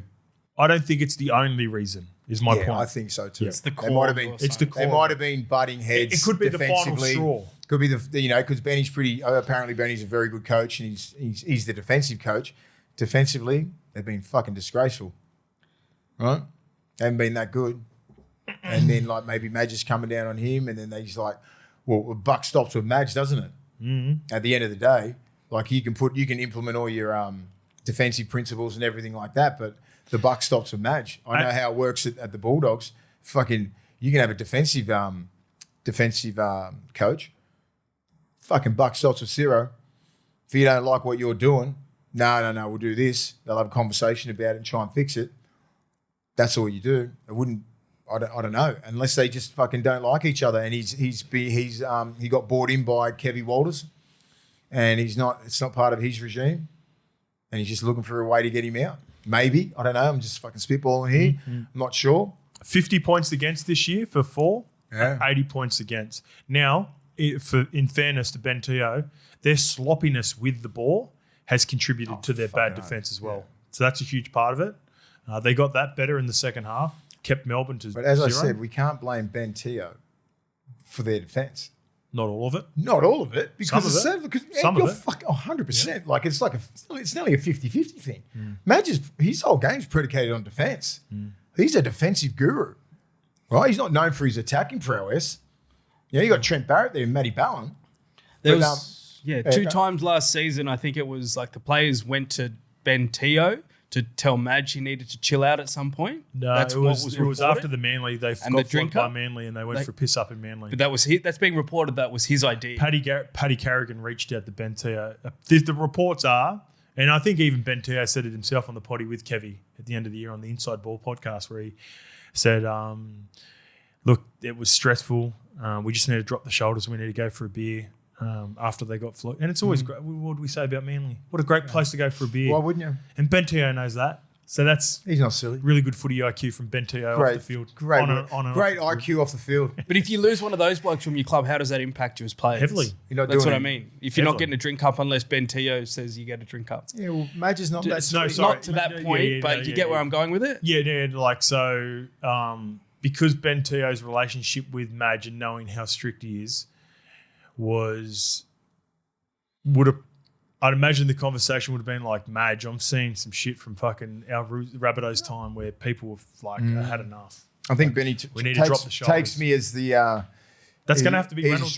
He's a straight shooter. It's going to have to be Reynolds. Benny Teo would be like straight to your face, like you're doing X, Y, and Z wrong. Players aren't, they're not buying in. You're not doing this. They want to have a good time. They're still young.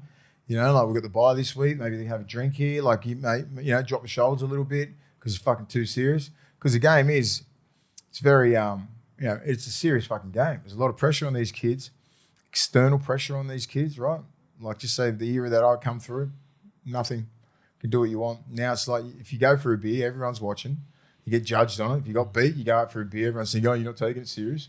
You got to somehow learn how to get the group together without having massive big piss-ups anymore. He's not capable of dropping the shoulders, is he? Madge, no. And I don't think, and that's why he needs a Ben Teo to go, fuck, hey, Madge, because he won a premiership with Madge. You should have a good relationship with him. Here's the problem for Madge. His fucking track record for doing what he does is unbelievable. Now, all he does is win. And then lose. Are there examples of him losing the playing group with his styles? Yeah, there are examples of it, and we've brought that up before. I'll even go back to the Chiefs podcast with the bye round. He was talking about the New Zealand camp. Yeah, they were successful, but they fucking hated it to begin with. He was saying the end of season trip. And that sucks. It's supposed to be fun. For internationals are supposed to be fun. And Madge trained them, flogged them. But what did they do? They got results. They smashed fucking Australia 30-0. So that's the thing. There's players speaking out and going, fuck, this is heavy. Drop the shoulders. And then Madge is going, I've got a fucking trophy cabinet that's full from the last fucking 10 to 15 From not years. dropping your shoulders. Like, Yeah. that's where we're at. That's where I'm like, I understand where Madge is from. He's like, it works. It works what I'm giving you. Just fucking follow suit. You know, but like, he lost the Rabbits, right? He had a bit of a dynasty there, like had some good things, and then injuries to your main players. Yeah. You know, like you just need to find a balance, Madge. You know, I'm thinking he's sort of figuring it out. I don't know. Is he? Is he? But I know. That's what I'm saying. I'm like, yeah, he seems to have, figured it out and everything like that. The Origin must have softened him up a little bit, and he won that, and then he wins a premiership, and he fucking won everything, and because of his way, you got to buy in or you're out. Can I throw a comp at you? Go. Jose Mourinho. Sort of the way that he manages in the Premier League, it's not just Premier League, it's everywhere. Sort of have your success, it sort of gets a bit of a burnout on the players, and then do you get where I'm going Big with that? coach, strong personality, very prickly. And then he leaves. Media-wise. Mate, See, Madge has did got you the see blueprint wait, with just that. quickly before we move off Jose Mourinho, have you seen the clip where he has the honest conversation with the player that wasn't getting any game time at Tottenham? Oh, no, Billy. Do you want me to Treat bring yourself. it up? No. It takes get it up. Fuck it. Anyway, it was they were doing a documentary at Tottenham back in the day, and a guy comes in talking about playing time. I think It's fucking so intriguing. what Madge is doing now, right? Because he's the blueprint's there for him. He just wins, right? The blueprint, but not the blue shirt. The blue shirt's gone. No, the blue shirt's gone. He doesn't do blue shirts. But he's like, I reckon he's going to get into that stage where if he leaves Brisbane after next year, fucking the next club is going to go, bring him in. Yes. And then bring him in again. He'll do 3-year deals, 2-year deals, win comps, fuck off. That's who could the use a blueprint. match then? Let's Fucking 10 teams. Fucking anyone would want Manly? him. If you're not a Bellamy, Wayne Bennett, Ricky Stewart, Robbo, or Fitzy. Fitzy just resigned. Oh, let me go through the you're teams. fucking any team would want, and Ciro. And this isn't a reflection on the coach. I'll A brush little the bit. Mourinho. But all right. So Warriors, no. I love Webby. Ivan, no. Ciro, no. He's changing the culture there. Obviously not Melbourne. Benji, still question marks there. Yep. Talent. I just said Tigers would want him back. Talent. Yeah, but yeah, you're right. Yeah, he's done there. But they've got there is talent with a call that needs to be They've hardened. matured. Was it the Mourinho argues with Danny Rose? That's him. Do you want to watch Show me to flick it Show around. me. It's in his office. That's it. Yeah, it's good. So I'll link it below. Or should we watch it? You Turn it want up. to watch it a little? Yeah. Turn it up.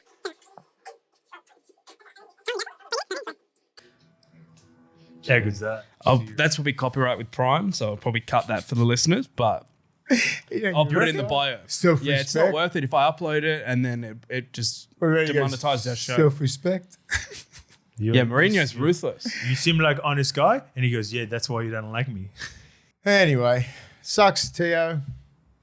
But I wonder what the next stage is for him.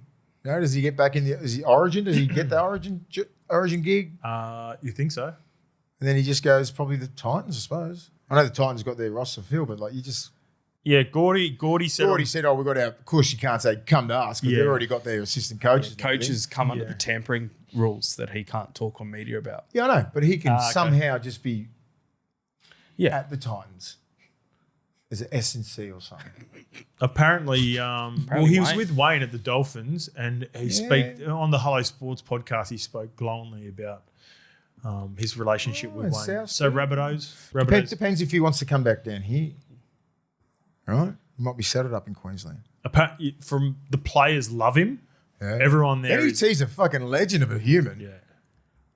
What about a lot of players didn't find it? I guess it's like a lot of the players didn't find out until through the media and stuff too. That's Pretty shitty, That's yeah. becoming That's concerning. becoming more prevalent all the time, isn't it? Yeah. Not a good way. What do you think that it, they were talking about it, sort of like they didn't have enough time to prepare for Payne's departure. Yep. Then this has sort of come out of the blue. Why is everything happening out of the blue? Why is it? What do you think? Why is it imploding up there? With the What's Broncos? doing? It's the weirdest thing. Like Hello Sport. There's a little rat in the building. Just Yeah? yeah, that's all. If it's you have these meetings with players, it's supposed to be just fucking held in those four walls. Somehow they're getting out. This is Tigers areas. Like That's what I'm saying. I mean, like this is what's happening. Someone's telling the media straight away when they get out of these meetings. They're going, boom. This is what's happening. That's the only way it happens. Because sometimes when you have a football meeting, it's only the 25-man squad or whatever it is, the assistant coaches and just the football group. There's no CEOs. There's no nothing in there. There's no, that's how it gets out. Someone tells. That's what happens at the Bulldogs when shit was getting out. Fucking someone was telling the media. Tell their managers. All that shit. Media. Straight to the managers. Managers tells the fucking media. It can't be sustainable. It's not. It's not good for the club. It is not good for the club because it's happened 2 or 3 times now with this shit. And then people start to trust. It's a trust thing. You've got to trust all those brothers that you go to war with every single week, and your coaching staff. You're all in this together. Once this shit starts getting out, you're like, fucking start looking sideways. The conversation start changing, right? You're worried about stuff. You're not saying some real shit in these meetings. Well, I've been in meetings when you just fucking unload on everything. If they get dusted by Canberra last year and don't go on this crazy historic it's a fucking whole run, different do you think the grand final trophy is a bit of a Band-Aid? Not a Band-Aid, but it matters. Yeah. It matters and it should matter. Yeah. Who gives a shit if what if they did? They got it done. Like that's my point with Madge. Yeah, that's where he's at. And that's where I think the core issue is. Like Madge is and fucking Jose Mourinho. That's a good comp, Lukey. But he's set in his ways and he's a fucking winner and he's got trophies. So buy in. You either buy in, but also I'm not a fucking idiot. I've been in regimes where you've had coaches that are fucking full on and it's like torture. No results. But fuck, I never won a trophy. So I complained and I got some softer options and I wish now looking back I'd had someone that was fucking like a Madge. But that's in hindsight after the fact. I'm currently trophyless. And now I realise I would have loved someone like that. But like Stephen Kearney was a version of that at Parra. He was like full on, like trying to change everything about us. Everything. Try to turn us into Melbourne. And we were like watching video of Melbourne and all that stuff. And we pushed back on it. Now when I look back, some of the stuff that that he was trying to, implement into our structures and just everyday life and diet and all the nutrition, like shit like that. It's like, fuck, man, he was trying to make me a better player in person. But at the time I couldn't see it. Because I just wanted to fucking play footy on the weekend, go and fucking party, and have a good time. Because that was the era back then. That was the era back then. But there could be versions of that right now on this Broncos team. Oh no, there is versions of that all through the NRL. But you just can't. Yeah, that's it. You simply can't do what we did. And I think they must hear stories about those old generations like ours. I'm like, hey, I don't condone any of that. I'm just like, this is a different league, mate. This is a different time in society, and like this is different. Like, you're fucking all in. You got to be all in. You cannot be fucking half-assed, burning the candle at both ends. You don't do it, mate. All right, let's get to... only did it for 17 years. It's fucked up. Let's get to you. He literally burnt his end. I burned 4 candles. Hey, end to end, back to back. Let's go from a. Let's go. Yeah. All right. Having a bit of fun. Yeah. This is really heavy. So let's get on to this Ali Katoa update. Now, Melbourne Storm coach BELLAMY has provided an update on long-term future of Ali Katoa, revealing that the injured star may have played his final game. Suffering severe head knocks whilst playing for Tonga in last year's Pac Champs, Katoa has been ruled out the entire 2026 season. He was on the Agenda Setters on Channel 7. He's doing really well at the moment. He's coming in every day. We've given him a role with our edge back roles and taken him under the wing, particularly young Cooper Clark. We have to give Ali a lot of raps for that, even with Joey Chan and Valu, which is Lasati. He's helped them out a whole heap. That's the good news. But I don't know if he'll play next year. In fact, I don't know if he'll play again because he hasn't been given clearance by a doctor, mate. So you've got to give it time, but right? You have to, but it's devastating, mate. It's fucking awful. Even these conversations, hearing him is awful. What do you do? Like Melbourne, it's out of Melbourne's hands. This was not on Melbourne's watch. No, it wasn't. What happens? Like you played for Tonga, clearly got fucking knocked out. Clearly knocked out. Twice. Still played. Yep. So, Who's the fucking blame there? Can I, if there is a positive in any of this, which is probably not, but I remember there were at times that we were speaking about, for different reasons, Tommy Flegler not playing ever again. That was reported. Yeah. And there were no clearances for Tommy Flegler 12 months ago. Now he's been able to rehabilitate a different injury, get himself going again, and one of the best stories of the year so far has been Tommy Flegler playing the trials and then starting the season. He's going to play again on Friday too. He had a rib injury. I'm hoping it's similar to that, mate, where Wayne Bennett could not say for certain that Tom Flegler was ever going to play again. We did get those reports, remember? Yeah. I'm hoping that's the same. Hopefully, yeah. So let's just hope that's the case. Worst case scenario, it's going to be a fucking massive payout for him if he doesn't play again. Some of these like comments are like a bit taken out of context a little bit. Like, oh, do you reckon he might not play again? You know, because that's the honest truth. Chances are I think he will play again. I think, but like when you're talking to a coach and you know a doctor, the doctor's got to take care of their own sort of. You can't say he's going to play easy. Yeah, you got to say there's a chance he won't play again. Yeah. So the headline is he might not play again. Right, so you can just take little bits out of this. You know, he's going to be doing a lot of rehab and doing everything that he can, passing all these tests, brain scans, all that kind of stuff. You know, your brain can fucking grow back, right? Neuroplasticity and all that sort of stuff. There's that much fucking stuff going around with neurosurgeons and about your brain and everything like that. So he's just going to have to. It just takes time. It takes time to grow those neuro pathways and that again. Brain needs a rest. All that sort of stuff. It could take a year.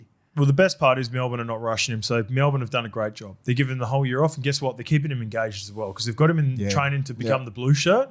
He's coaching. He's around the facilities all the time. So Melbourne have been a 10 out of 10 in this. Hopefully he can get some advice and he gets some more positive news at the back end of the season. And we see Ali KATOA playing as soon as possible. And as soon as possible is best case scenario at the start of 2027 season. That would be awesome. And just be, you know, it's hard for him to even, you know, what do you do with the training? You know, like you can't have any contact, can't do anything. You're just going to be just running, doing cardio, just keep fit, gym, just, you know, like working on the little things. You know, I always think it's always silver lining when, you know, when you do get injured, you can just work on all your weaknesses. Well, keeping his mind sharp as well. Yeah, so when people hear this, all right, he's taking young Cooper Clark under his wing.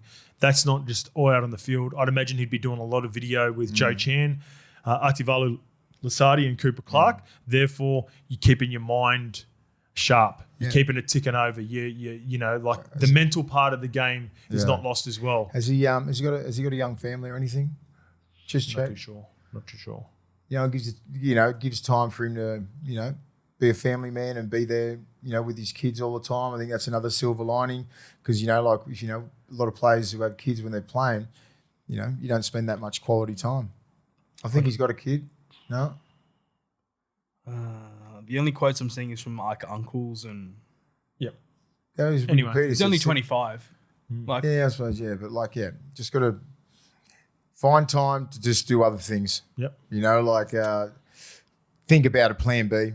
Think about what he wants to do after footy. Well, I think he's a Melbourne Storm for life. Yeah, same. I think he's a Melbourne Storm player for life. I think he stays in this sort of role, a blue shirt. You look at the examples of it, the guys that have been Melbourne Storm players. They've got Ryan Hinchcliffe down there, Ryan Hoffman, Todd Lowry's down there. Guys that have been great servants for the club. And because of this unique situation, I think by the way, it won't be over as well because there will have to be some compensation from I don't know where it comes from Tonga, the NRL, whatever. That's what gets me. However that works, but there will be. And if that was my son and then that happened, I'm fucking going. Yeah.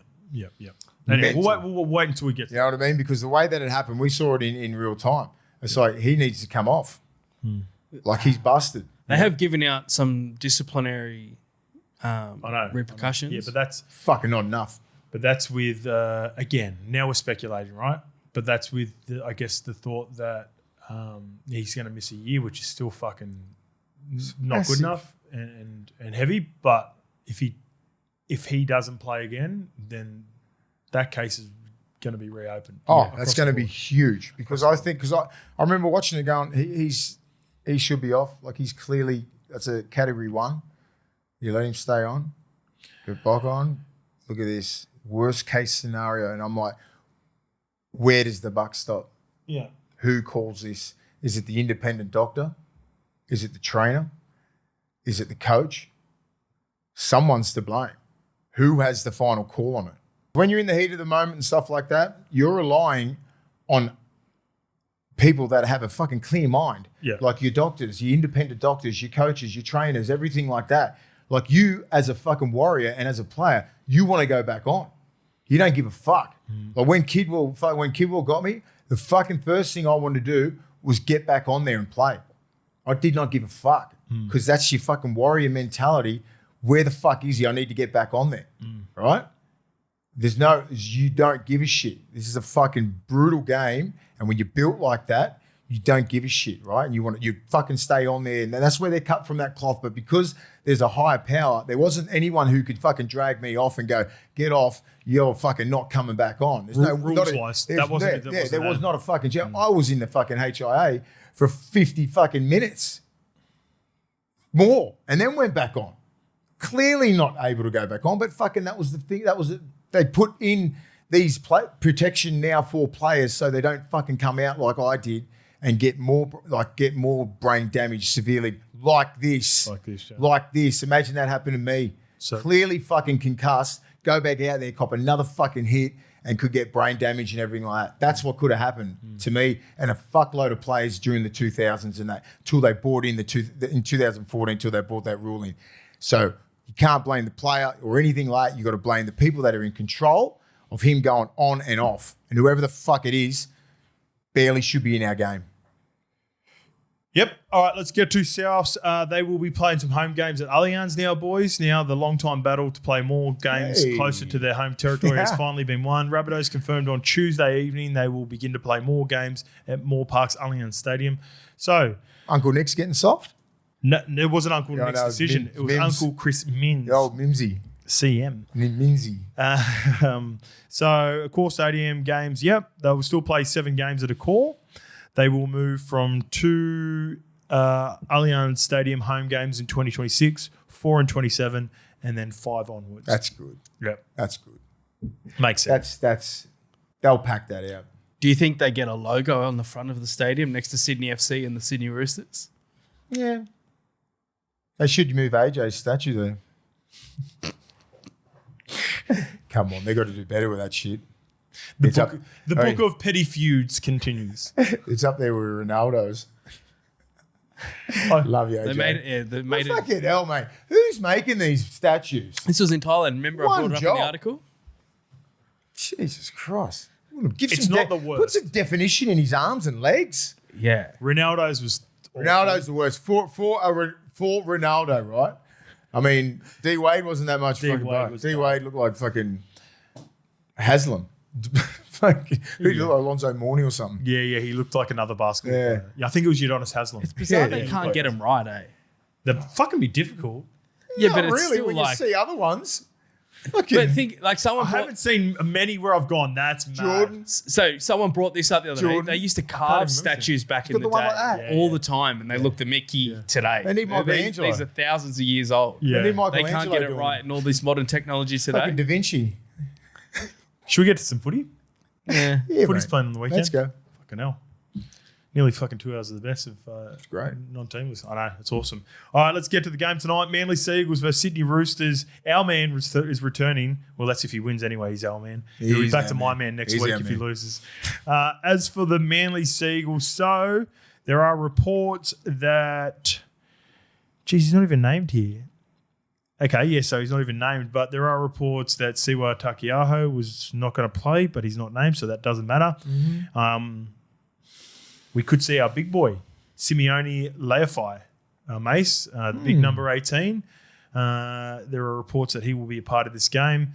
Joey Walsh has been relegated all the way back to 20th man. Jeez. Brendan Wakeham, who played against Newcastle before the bye.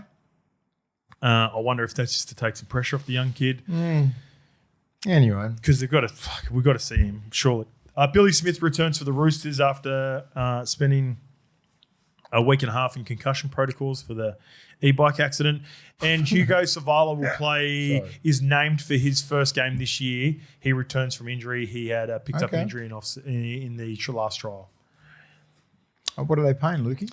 Manly paying. Nice. There we go. A little shortfall. Thank you. There you go. Manly $2.80. Sydney Roosters with Tab are $1.44 favourites. The line is 6.5. Eagles, number 13, Jake Trbojevic. Yep. Come under a little bit of heat. And I'm not really happy with it, right? I think I don't think journalists I'm hitting here, they don't understand the little nuances and what Jake Trbojevic does for that team. You know, he might be losing a little bit of a step. You know, he ain't ever been that quick. No. You know that. Yeah. He's a fuck, but the defensive work that he does around the middle, he's about, what's he making, 35 to 40 tackles? He's 92, 93% effective tackler, right? He's getting the ball about probably 15 times. He's that connect through the middle, right? And you try and put another person, try and start Ethan Bullimore or Corey Waddell. Put those guys in the middle and see what the fucking happens there. He fixes that many holes up. You got Kobe Hetherington there who's a good worker. Tanel Paseka's a good worker, but they miss a lot of work. Kobe doesn't because he's a great defender, but Paseka and you got all these other guys and Nathan Brown and all these very sloppy around the ruck, right? Jake Trbojevic doesn't miss. And it's the wrestling and it's his presence out there. He's highly respected. Just quickly, and you'll like this as well because it strengthens your argument. I've said this for years. Jakey often gets criticised for giving away 6 agains or being dead marine around tackles because he's constantly cleaning up for the lack of mobility and defence for other middles in the team. I've said that for years. 100%. And I don't like the fact that a journalist can come out and say that Jakey's it's the game's gone past him. It hasn't gone past him. He's never been that fast anyway, right? So he just gets through that much work and you can cop it from an ex-player who's actually played the game, who's actually in the middle. He's done everything like that. He understands what Jake's going through. Yep. And if someone come at Jakey like that, he could probably take it on. When it comes from fucking journos who've never, ever strapped the fucking football boot on and you sit there and write an article about Jake Trbojevic saying the game's gone past him, I have a problem with that, right? Big problem. I'm not even going to fucking name their names because they know who they are. But you just don't hammer guys like Jake Trbojevic. He brings more than just stats. He's never been a stat man. He's never been 150 metres. You know what I mean? He never does anything like that. He's silky with the ball. He's unbelievable defensively. He's one of the best defenders in the game. I wouldn't swap Jake Trbojevic for fucking many people. Jakey is also an outlier for the passion that not only he has for the game, but more specifically Manly. Fucking oath. I don't think there's an example of Jakey anywhere around the league apart from, there's probably one other player that I would put in Jakey's elk, but I reckon it's him and then distant second. Yep. Who do you reckon that'd be? What, for Manly? No, just a player that plays for another team that gives his heart and soul to the club, a junior. Fuck, I can't think. I'll give it to you. Cam Murray is the fucking second. Cam Murray, yeah. It's Cam Murray. See, Cam Murray's got probably about 3 or 4 metres on Jakey. They play similar roles. I'm not talking about this is off the field. Oh, mate, yes. This is him as a clubman. This is what he means to the club, being a junior. Fucking oath. And all of that, and always doing things the right way and carrying himself the right way, where if you're maybe a journo or you're maybe a fan, you don't consider that. I do. It means a lot I to do, me. and everyone else does. And all the selectors do over there, and all the fans understand what Jake Trbojevic means to that club. And for those guys to come out there and even question what he's doing, like the game ain't gone past. He ain't missing tackles. He's not like it's not like he's doing 500 hit ups. You know, he's not doing that. But you can't replace Jake Trbojevic. Right? What do? You're going to start fucking some of these guys off the bench? They're barely first graders. Would you like to see... So, Jakey, I think... Sorry. He needs help. You put him in a Penrith system, a Broncos system, a Melbourne system, even a Rooster system, you don't see any holes there because he's just doing his job. He's doing about fucking 3 people's job in that team at the moment. They're under the pump all the time because they're making mistakes. They're always on the back foot. Field position sucks. They're always doing that. And then they have the fucking audacity to have a crack at Jake Trbojevic. It's absolute dog shit. What about what Madge did perfectly with Jakey, right? So Jakey was the captain of the Blues 2 years ago. 2 years ago. He understood what Jakey represented, and that was needed for the team, and that's clearly needed for Manly right now. I don't want to see Jakey's minutes diminished all the way to 20, only playing the first 20 minutes and not getting back on. But is there a world where I think he's playing about 60 now? That's good. Where you go, let's give him the first 20 and the last 20 or the 25 and he plays 50? I think because he can play bigger minutes than most people in the middle there, he's going to get to 30, 35 minutes, give him a little bit of a break and then give him the last 25. Yep, okay. You know, but these other guys need to be able to hold the fort. They can't. They can't. They come on and then they run fucking rough shot through the middle. Right? So you can't put this all on Jake Trbojevic. And when I saw that fucking article, I'm like, you fucking little cocksucker. You know who can really, I'm telling you, mate, I'm fucking watched him in the trials and it's only a small sample size. Outside of Paseka, I mean, Bullymore has some great attacker. Bullymore has some really fucking like highlight plays. Like he can score a try from 40 metres out and good carries. Yeah.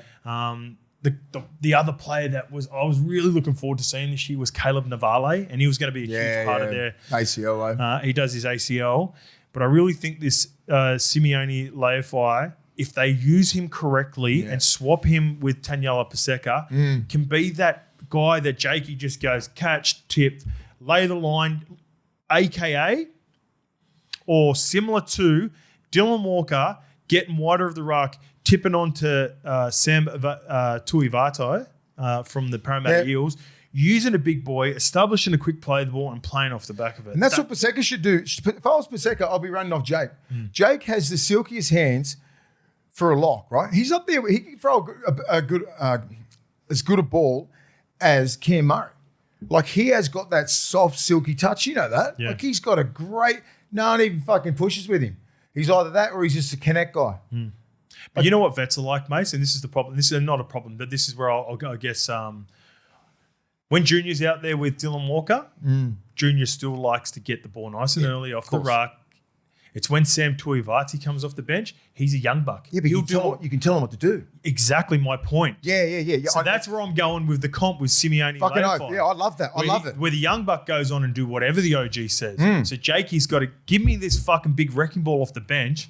Give me a tip on. Get wider. Get to the 3-man. Get to the 4-man. Jakey starts on B. Get this leaf. Get straight into the 3 and 4-man for me. Because these young kids got no fear. That's the they've got no fear. Because that's Tuivasa guy. He's got no fear. You just got to get a little bit wider. And there's a respect factor. Get at the 4-man. Yeah, get at the 4-man. Early ball, because Jakey's he's a great ball player, right? Yeah, it's underestimated what he does. But don't ever come at Jake Trbojevic again. Ever. Right. Roosters. You've got Manly winning this game. Fuck, I don't know. I don't. Yeah. Still not sold. I just don't want to. I don't want to pick on Jakey. Roosters are going pretty fucking shit from last week, but I think they got their team to bounce back. Man, they got a lot to play for. But this is going to be highly emotional. Sea Eagles have got a lot to play for. You really see what the Eagles are made of. Ches gets booed heavily in this. He's going to get hammered every single game. Heavily, yeah, big time. Like tongue-in-cheek booing. No, just like you just got to cop it, mate. There's some there'll be a lot of tongue-in-cheek. There'll be some genuine hate boos, and there'll be some bandwagon boos. But it's fucking awesome. It's at fucking 4 Pines, mate. You're going to get it. Thursday night, it's going to be packed. I love this. I'm going to love seeing this. He was even polarising when they That's why when you're like, do you want to go tomorrow night? I'm like, yeah, I do. Yeah, fucking oath. Ches return. You want to go to that? Mate, I've got so many good Ches games. I got Ches's 350th last year, SEN. I got his last game at 4 Pines, and now I get this game return, and I fucking can't wait. I want fucking Cherry just to be more ball dominant. I don't know. They need to figure this shit out, man, because Sam Walker's like, they're just not on the same page. I think I'd fucking need to put Cherry at 7. Just fucking do what you do. Give me 2 years. Give me a year of what you've been doing. And then Sam Walker, you just fucking follow suit. Because it's not working. It's not working. I've been changing my mind on this game all week. I don't know who the fuck I'm going. I'm going Roosters because I want Ches to win. Oh, I'll have to go Sea Eagles because of Jake. Go. Yeah, well, I'll go because I think then when you say it, like you go, the Roosters got plenty to play for because of DCE. Fuck that. Manly must win. Sea Eagles have got lots to play for because he left you guys. Yeah. So you get a fucking head on a plate. Yeah. It's him. Yeah. Olakuatu's coming. Back rolls are coming. Oh, you got a cheeky smile on your face. Yeah, my prediction. Yeah. Ches Droppy. Drop goal. Golden point. That would be fucking Ches killer. Droppy. Yeah. If that happened, I'd love to see that. Fake right, hit left. Yeah. And by the way, same. I'd love to see that. do you know he's on 99 tries as well? Cheers. 99. You storm the field? Can we Did you see it? Did You'll see storm it. No. Oh. So he said he was, typical Ches fashion. Fucking 99, I love very that. diplomatic with his interview. He did an interview, got on Yeah. the front foot, had a chat. And the one part where he dropped the shoulders and had a bit of fun with it, someone in the journalists go, do you know, Daly, by the way, you're on 99 tries?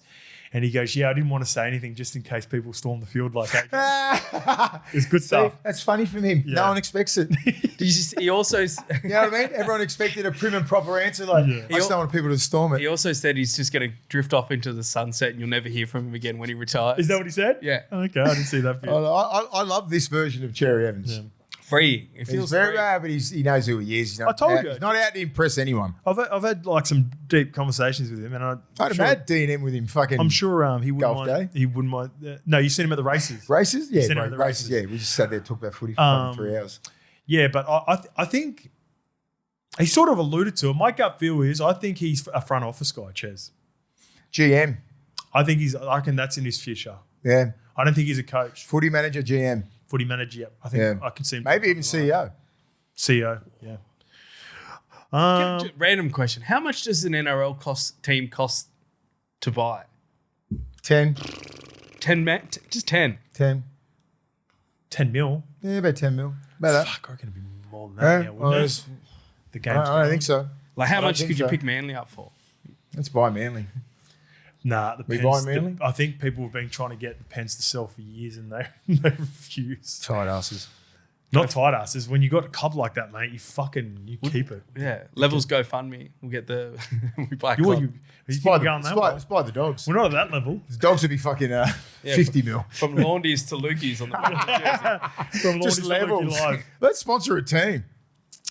Couple of years. That would be awesome. Yeah, levels on the fucking sleeve. All right, Friday, we have kicking us off. The Wars are at home to the Tigers. That'll be 6 p.m. Go Media Stadium. A number of ins, big ins. So Chance Nickel-Clogside back to fullback. Tane Tuapiki to the extended bench. Adam Pompey back. Leki Halasima, he goes into the back row. Luke Metcalf back earlier than expected, like it was reported a couple of weeks ago. It's been 10, 11 months, man. Yeah, but the reason it's earlier than people think because the Warriors were telling at the start of the season round 7 or 8. We're at round 4. But as I said, like it's been 10. Like if Barnett's been 10 months, Yep. like fuck, mate, you're He was ready 3 to roll. weeks later or before. Because I fucking Did you when you were watching Barney? mine was 5 months and 3 weeks. When you were watching ACL. Barney last week, there was a play couple of times where he tried to go like off the back fence, off the kickoff, and couldn't quite. Didn't have his legs underneath him. But he fucking like what Still you enough. Yeah, but what you worry about is that next step through contact, and he's all right with that. Yep. So just give him about, I reckon, 4 weeks just before Origin 4. Yeah, give him 5 weeks, he'll be fucking screaming. All right. Well, some of the decisions that we talked about, we've got some answers on it in the short term anyway. So Chan's fullback, that is the decision. Centers, Pompey, Laetela. Metcalf is indeed 6, with Chanel Harris-Tavita returning in the number 20 jersey as well, extended. Also, it was... Who started? Was it not Murata? No, someone else. It was the Morgan Gannon who got knocked out at the start of the game. So Morgan Gannon was on the edge last week. Leka goes from centres back to back row. And Murata Nikore, he is the 18th man. That was his first game, eh? Gannon. Yeah. Poor dude. And asked the 5. Tackle tech, mate. Keep your head up. Is that because you're just so pumped, you think? No. Listen, it's one of those. It was the Was it Fish? It was the Tolu Kola knockout. Remember Tolu Kola got knocked out off the kickoff? So Morgan Gannon went to go make a tackle and Fish come in and checked him in the back. He gets... And he got propelled, his head got propelled pinball. into the shoulder of the guy running. Yeah. I think it was Jacob Saifidi potentially. So the defender for the Warriors, similar to, I think it might have been, was Olakuwatu? Anyway, someone hit Kola who then hit Hargraves and got himself knocked out. It's when they dip too early, mate. It's when you dip and then like that collision comes onto you. You got to, it's just bad tackle tech. For the Tigers, Jock Madden is at 6. Latu Fainu for his first time we've seen him in the 21. He is in the 21 jersey. Lukey, what are the odds? The Warriors are favourites with Tab, $1.24. Yeah, easy. $4.10 outsiders, the Tigers. And the line is 13.5. Yeah, I don't see the Tigers coming near the Warriors. They're on a bit of a hot streak. Metcalf coming back. I don't think Metcalf's going to miss a beat that much. I think he's come back, 10, 11 months. That's a fucking long time. He's been doing everything tip top. So I don't think you miss much, but apart from maybe a bit of match fitness and all that kind of stuff. But Tanner Boyd can run that team around. That forward pack is unstoppable. If they play football like they did last week against the Tigers, they'll pull them apart through the middle. They will pull them apart. No Luai, mate. That's the X factor there. Jock Madden, he's not a genuine 6. Dewey. We talked about that at the start of the show. About that stuff. They'll be okay. They're a decent team, the Tigers. They're not going to go over there and get pumped. Then it's not them anymore. Otherwise, they would have got 50 on them last week if that was the old Tigers. So I think they're going to go over there full of confidence. But I'm the Skelton, Sanua, Taruva, Makasini, that sort of combo, and Laulii, the back five, apart from Dream Bull, obviously, they're not genuine centers or wingers. They make a lot of mistakes, and that Warriors side will exploit it. I think Dallin scores 2 tries. I can see it similar to their first 2 games at home. Highly competitive for 60 minutes. Yes. Tigers ripping in. They maybe blow them out late. Yeah, and that's what the Warriors are good at. That they'll stay in the game. They'll fight, and then could end up like a 38-10. Yep. Again, we looked at that game last week. But it's 20-10 with 10 minutes to go. Yeah, and that's a different Warriors team. Yep. They don't do that. They don't necessarily. They've never traditionally done that. They make it real tight and lose it at the end, but they'll be tight and then they'll fucking storm off. All right, the Battle of Brisbane Broncos versus Dolphins at Suncorp Stadium. Now this has been highly competitive. The Broncos have dominated this though, Mace.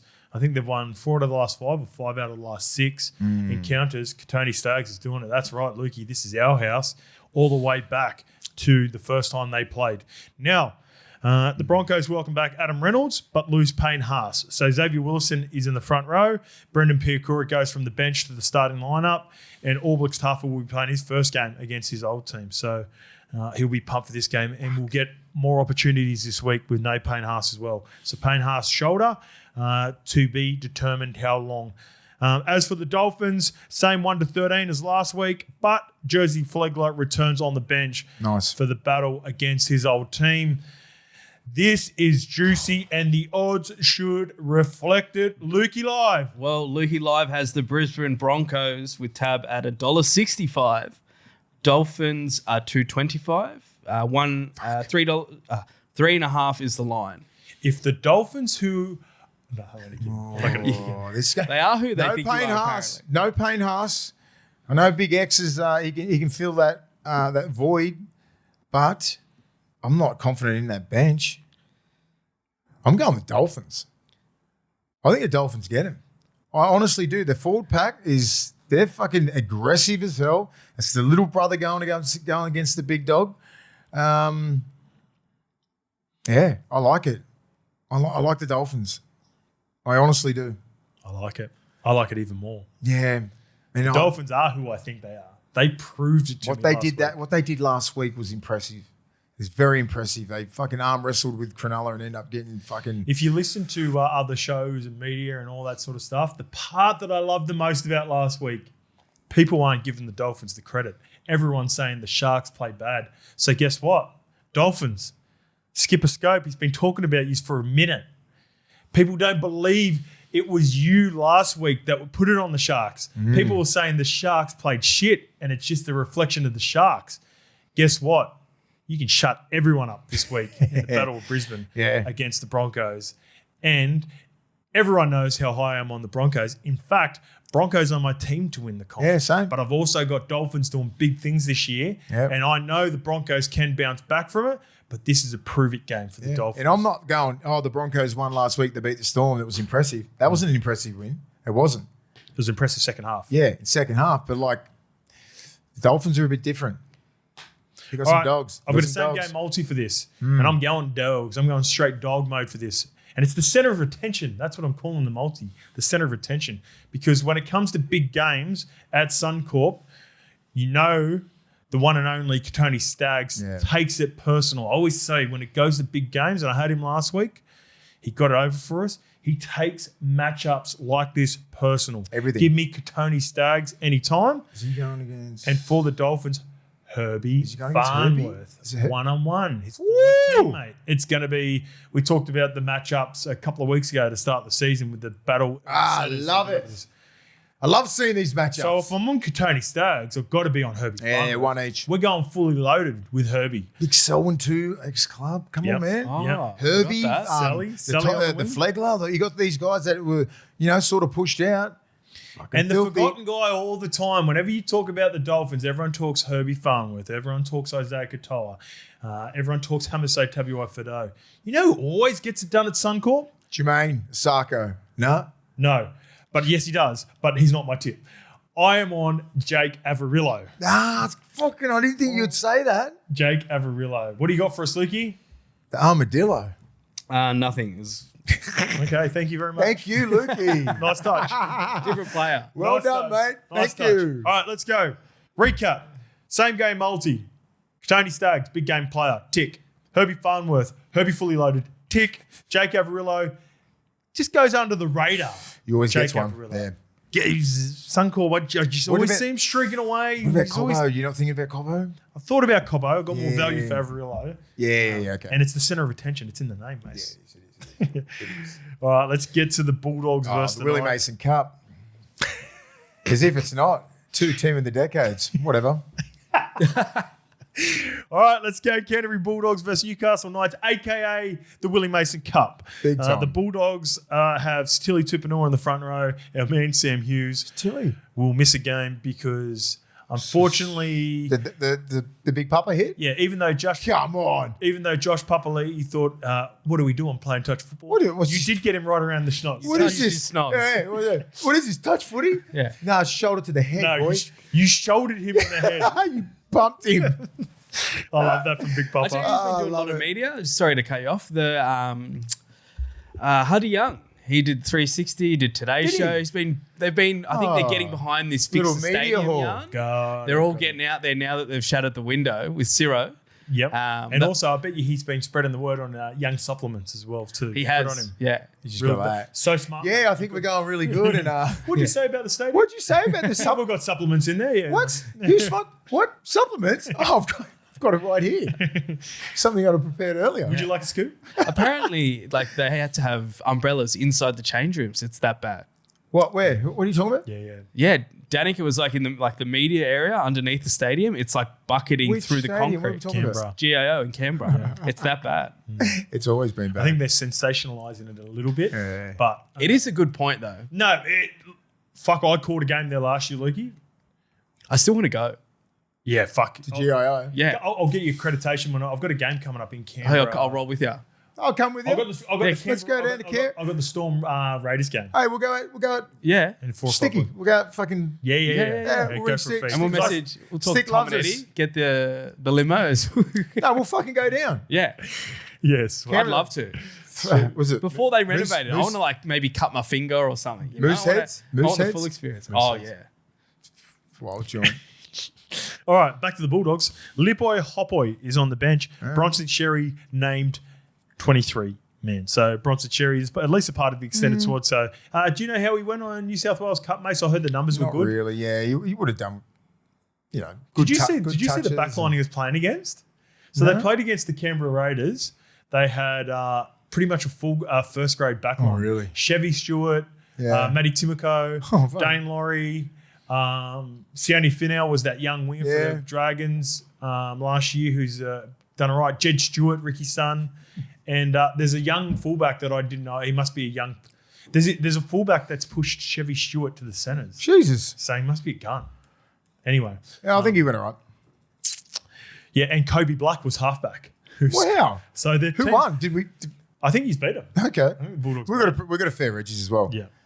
All right, so as for the Knights, Fletcher Sharp will play this week. He was named last week and a late scratching. Tyson Frizzell goes into the front row because our man Trey Mooney got a game for that. That was a fucking he's lucky Tanner Boyd didn't get properly injured on that too. That was one of the worst ones I've seen in a minute. So Trey Mooney's out. And Cody Hopwood goes onto the bench as well. There's remember when I messaged KP and trying to get players to tip me up on. Yeah, he said Cody Hopwood. He's played a couple of games already. He is an NRL player of the future, long term. Prop. Yeah, good kid. Yep. Just to go back. Odds. Yep. Ethan Alea is that guy's name. He's the kid. Yep. Number 1 for the Raiders. The odds for Bulldogs Newcastle. Yep. Doggies a favourite with tab $1.25. $4 outsiders Newcastle. The line is again 13.5. I'm going out to this game. Big Les has come down with his boys. Nice. Taking a little arch out there. So 3 p.m. Awesome. Yeah, it'll be good. Yeah. Ackle. Just rang up I said, "Oi, get the tickets, get the proper tickets, give them all the little accreditation and shit like that, so they can get on the field, meet the players." Even Archie's going, "Critter." You don't know who Critter is. He's met him 100 times, right? Archie, but Bomb and Apollo love footy, mate. I told you before, like they're fucking legit. And I like, if you're a young kid, I'm in a privileged position, and so are they. Like imagine if you're a young kid and you get to go on ACOR, right? So I've Origin tickets and everything, so I get them on the field and stuff like that because they fucking want to play, right? Imagine, so this is the fucking field of dreams, mate. This is the mecca of rugby league. Right? I just sit them in the middle there, and I said, have a look around, right, boys? And then just gets in their head. I want to fucking play here. Because when you're younger, you look at, like, I was looking at the SFS all the time. I was like, fuck, I want to play there. I'm about 8 or 9. I remember being that. So like I try and just show them a little bit, right? Get them the Bulldogs train. Just show them this is the level that you need to get at. Even though they're young, fuck me. You don't show them when they're 16. Show them when they're like 8 or 9. They understand. So I'm very privileged to be amongst the Bulldogs, be a part of the Bulldogs, and then like get them in there. And I don't like going in the sheds and all that sort of shit. But I'll get them in there and straight. Yeah. No, they love it. Straight to Critter. Straight to Critter. That's all they know.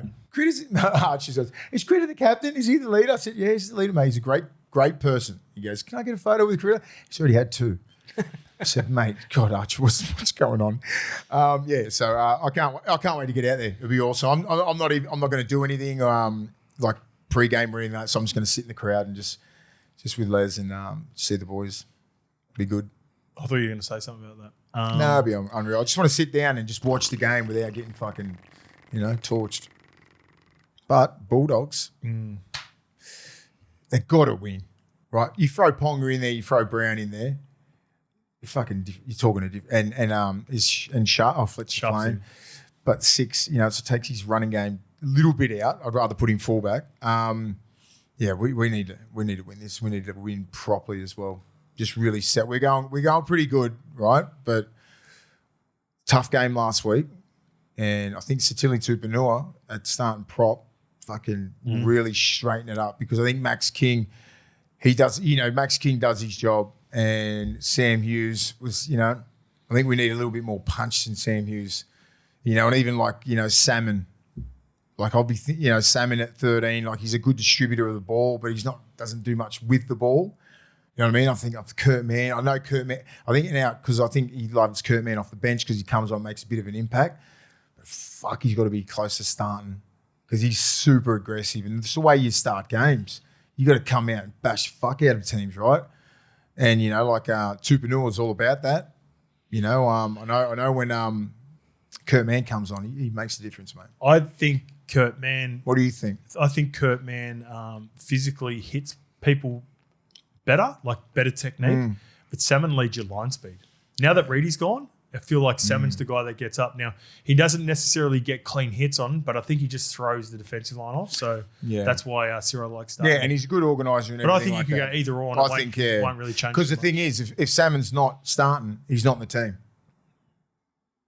I think. It looks as though Cyril loves him. Oh, he does love him, but I'm just saying because if he's not starting, he doesn't have an impact off the bench. Okay. Josh Curran's got leg speed and all that kind of stuff. Lips, SOS is in there, which is good. Yep.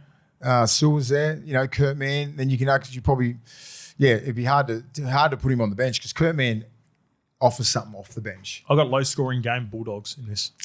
Yeah, I reckon it'd be like a 24-14 or something like that. Yep. Yeah. Yep, something similar. I'm with you. All right, Penrith Panthers versus the Parramatta Eels, 5:30 at CommBank. Lukey, you going to this one? I'm live. You're going live? You're doing the Lukey live for this one? I'm watching it from home. There is CommBank too. It's good. Jack Cogger's returning, so that means Freddie Lussick goes to 19th man. Jack Cogger has been actually coming on and giving Isaiah Yeo a bit of a spell through the middle at lock as well. He has, hasn't he? Yep.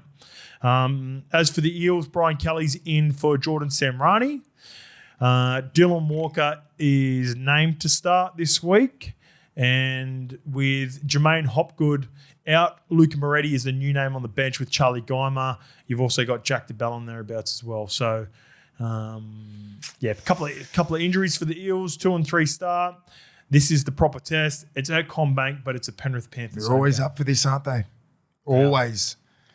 What's the line for this? The line for this one is 14.5. So that's too much. I think so. Penrith obviously favourites, $1.20. $4.50 is Parramatta. Just want to add a little quick note. My little cousin, Jamie, he's a massive Penrith fan. It's Steve Hink's son from Toronto, from Western Plains Zoo. Oh, yep. He got rushed to Randwick on the weekend. He's just been diagnosed with diabetes. Die-hard Penrith fan. So it's me versus Jamie this weekend, and I will wear a Penrith Panthers jersey on the show if Parramatta lose. Nice touch, mate. As for my little cousin Jamie. Yep. All right. Dylan Walker at 13 starting. I like him off the bench. I like him off the bench too. He's been playing a lot. Like the last couple of years, he's been a specialist bench player. Yeah. You know, there's a difference in that and then starting, right? There's starting, you know, he's not going to get those opportunities where it's, you know, it's slowing down a little bit and he speeds the ruck up a fair bit. So he had to run heaps more last week because he started. Yeah. Because the shape wasn't there. It's hard to get the shape that he wants. And I think he could probably, he can nearly start.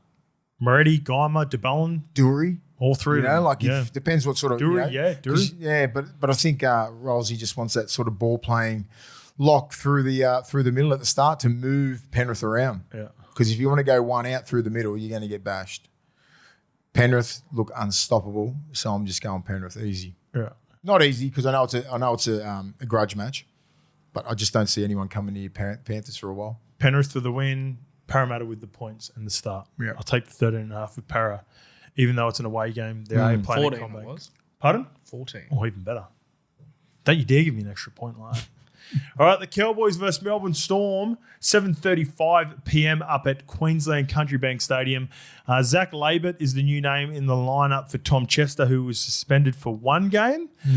Aside from that, it's the same team that went well against the Titans last week at home as well. So 2 home games in a row for the North Queensland Cowboys are going to help as well.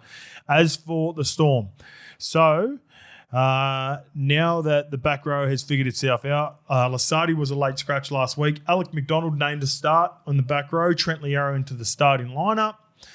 And yeah, those are sort of the main differences with the lineups that we've been talking about. But pretty similar lineup. Key positions are in order. And this, if the weather is the same as it was on Sunday with the humidity, I'm thinking points in this game. That's what I'm going. I'm going points. I think there's going to be a lot of points. Yeah. Melbourne, back-to-back games, they never lose. And they'll be so disappointed, 14-0 down, 14-0 up, and then losing that is filthy. The heavy favourites, $1.22 with Tab, $4.30 for North Queensland. The line is again 14.5. Secret sauce in that number. This could be one of those rounds. I'm already looking at it. It's a lot of points. We're all getting carried away potentially with the top teams: Melbourne, Penrith, Waz. There could be a little bit of a Bulldogs. There could be a bit of a correction this week. There could be a big dog one of those weeks where maybe a couple of roughies get up and everyone goes, well, what's going on with the tipping comp? But the margins are closer than what people think, even if the favourites do win. Because that's where I'm going. I'm going Storm to win, and I'm going Cowboys with the points at home. Yep.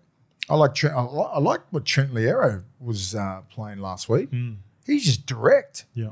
Direct. Like, sometimes when he plays 13, he tries to ball play a little bit too much sometimes. Yep. He's a big boy, mate, with good leg speed. I think that's a reflection of the rules changes as well. Yeah, I liked it. Just get the ball and run as hard as you can. He's running into spaces, not faces. I like the way they look for 40 minutes. And it's not like they do that every week. No.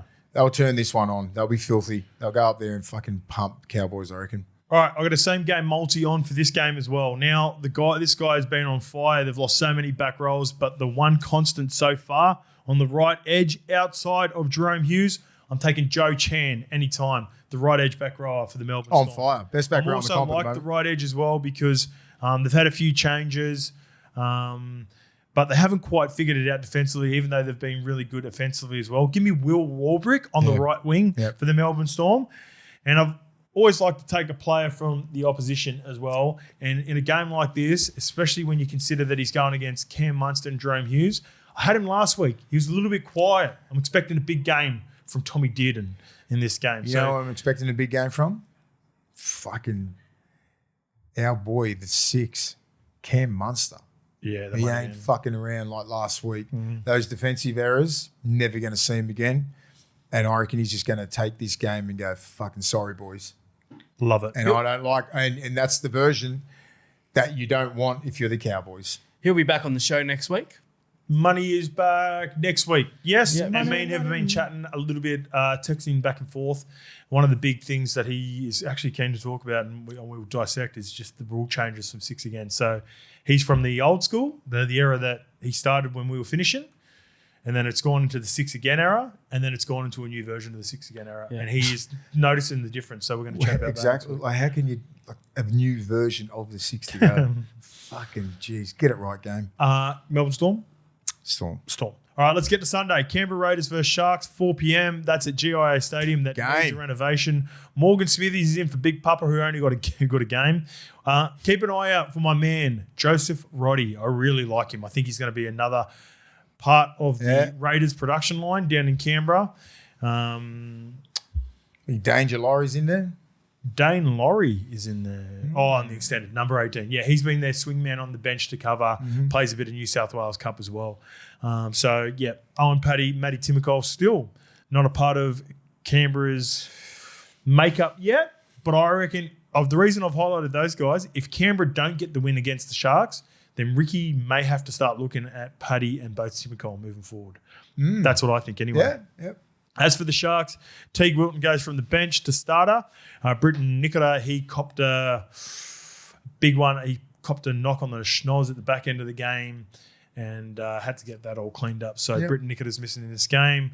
Straight swap, Teague Wilton. And an equally as desperate Sharks team. Both teams are 1 and 2, Lukey. So the odds should reflect that with a flip of the coin, I'd say. Very close. $1.80 favourites, Canberra with tab. Cronulla at $2. The line is only 1.5 this time. This is a hard game. Very coin flippy. Heavy coin flippy. Go on the Raiders. I like the Raiders. Back at home too. At home, Sunday, Arvo. They're fucking hard to beat. You've had some games down there. They're hard to beat at that and in that time slot. Hopefully a dry field. Some good football played. 20 degrees and sunny. Beautiful. Perfect. Beautiful. Still freezing, but after the game's cold. Yeah. Sun goes down. Yeah. I like the Raiders. I like what Simi Sasangi's doing, man. Don't forget he got a critter cold. Hit him with that right foot, remember? Yeah, if that's near the line, it's a try. Yeah. He got him it's a work in progress, midfield. Right edge. And what position is he, right? Is he holding Timoko out? Yes. Because they don't know, because they don't know what to do with him. You know, because he's too good for the bench, and you can't put him in the back row. I tell you, it's a reflection of how good Noah Martin's been going too. Yeah, because as I said, like when you got teams like that, iron sharpens iron, and they just go at it. And like Sasangi's holding Timoko out because he knows, fuck, I want to start. I'm a starter, but I don't know what position. You know, like what does he play? He just comes back to the bench. So 2 reasons I'm on the Canberra Raiders. The first and main reason is they're at home. I probably would have gone Cronulla if it was a Shark Park. I don't like what I've seen Cronulla the last 2 weeks. That would have been the big decision. I'm going Canberra, but also another factor. Last year when the Raiders were knocked out by Cronulla at Canberra. Ethan Strange was missing in the flu game. I think Strangey has a huge game in this game. It's up there with Jordan. Up there with Jordan's right flu up game. there. It's up there. It's same legacy. Jordan's flu game and then Strangey's flu Strangey game. didn't make his Strangey's non-flu game. Non-flu game. He didn't make it. I reckon Strangey has a point to prove in this game, and I'm looking for a big one. All right, last game, Gold Coast Titans versus the Dragons, 6:15 p.m. Woo, you're killing me, Sunday tickets. Spoon bowl. Super Fuck me. I love the first one, but you got me. So they've kept the same team from Sunday, but there is a little whisper. The lineup that I like the most could be in play here this week, Mace. The Titans? Lockie Elias could be going to 6, and AJ Brimson to centre for Maxi Fine. I like that. That's the whisper anyway. It's not confirmed. So, as for the Dragons, they lose both Couchmans. T. Couchman, 1 week concussion. Ryan Couchman, 4 week suspension for the hip drop. So Blake Laurie into the starting lineup. That sucks for Hawkins. Also, Jacob Halengahu and Loco Junior Pacifici, the last two. The rookies are going to play their first games of this year. Oh, no, Halengahu played Vegas potentially. Anyway, they're playing this week. I mean, the Dragons, the last 30 minutes of the game was fucking diabolical. But before that, they looked like they were in control. Pretty Against much Parramatta. Pretty much every game they've had genuine chance to win. Yeah, they're in every game because they run hard, they tackle hard, they work hard, they're big, they're physical, they got everything. They're just missing that touch. And it's the halves, mate. They're on different pages. Totally different pages.